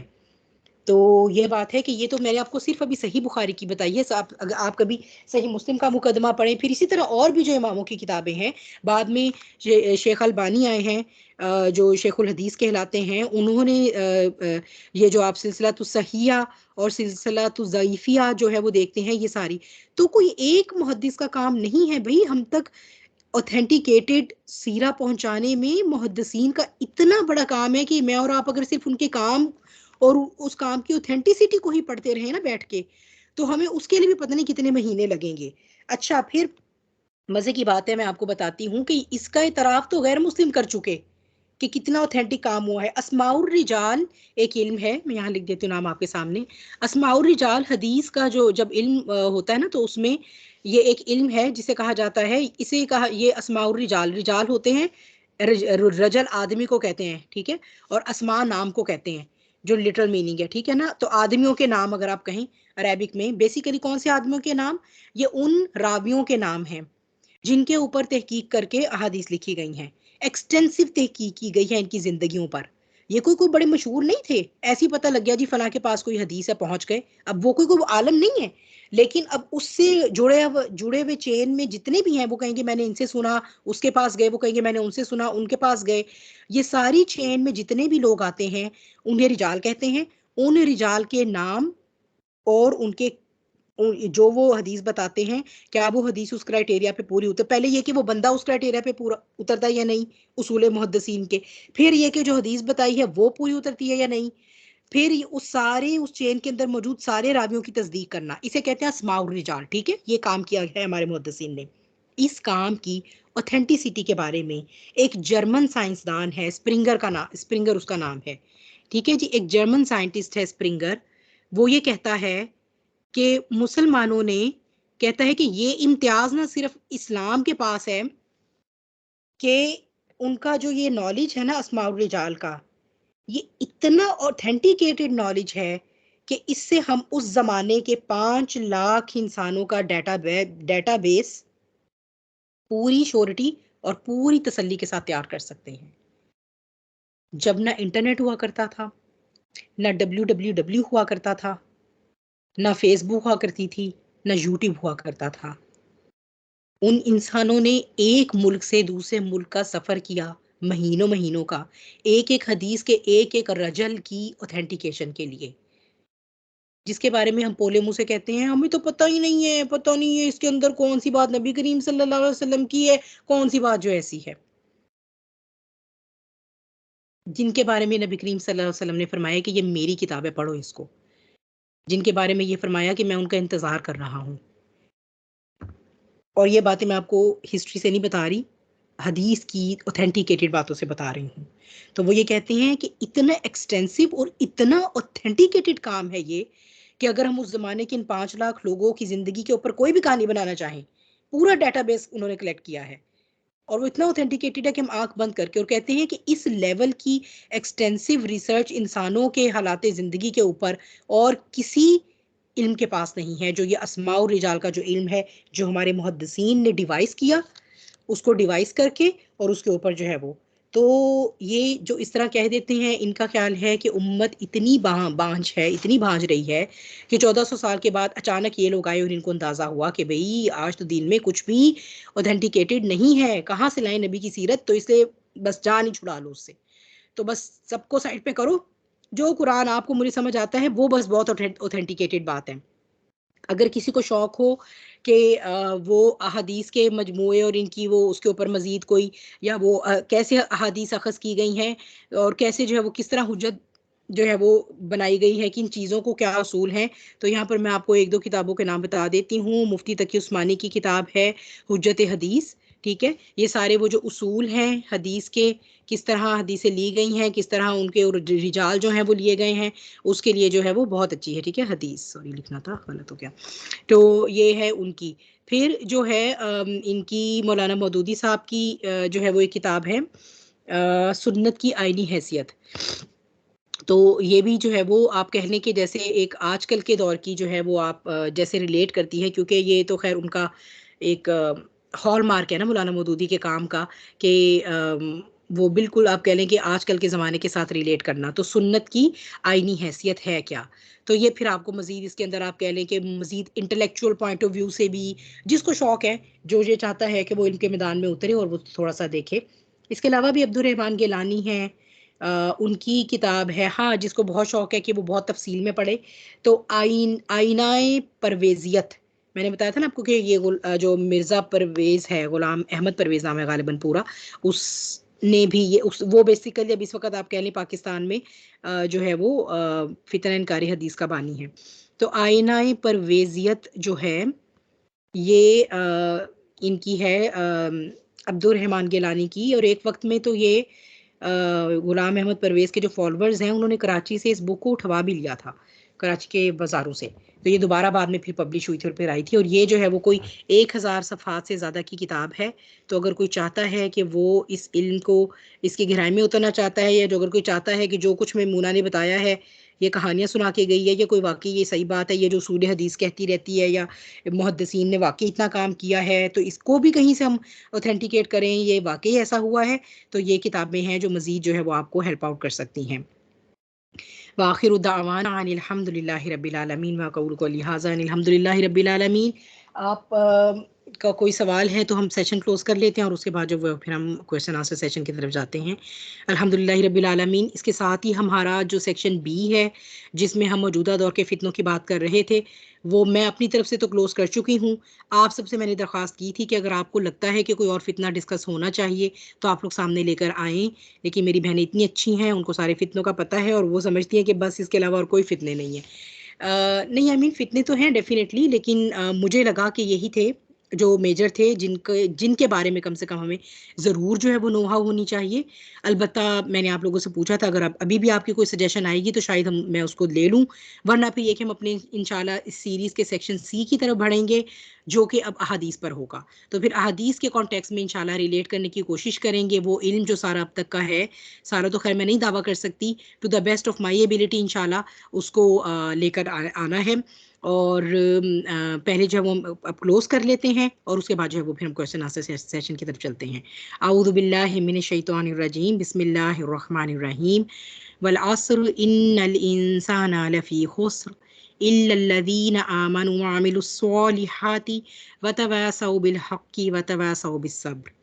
अल्लाहुम्मा अरिनल हक़्क़ हक़्क़न वरज़ुक़ना इत्तिबाअह व अरिनल बातिला बातिलन वरज़ुक़ना इज्तिनाबह। बहुत प्यारी दुआ है, बहुत प्यारी दुआ, कि अल्लाह हक़ को हमें हक़ की तरह दिखा दे और फिर हमें उसकी पैरवी करने की तौफ़ीक भी दे, और बातिल को हमें बातिल की तरह दिखा दे और फिर हमें उससे इज्तनाब करने, बचने की तौफ़ीक भी दे।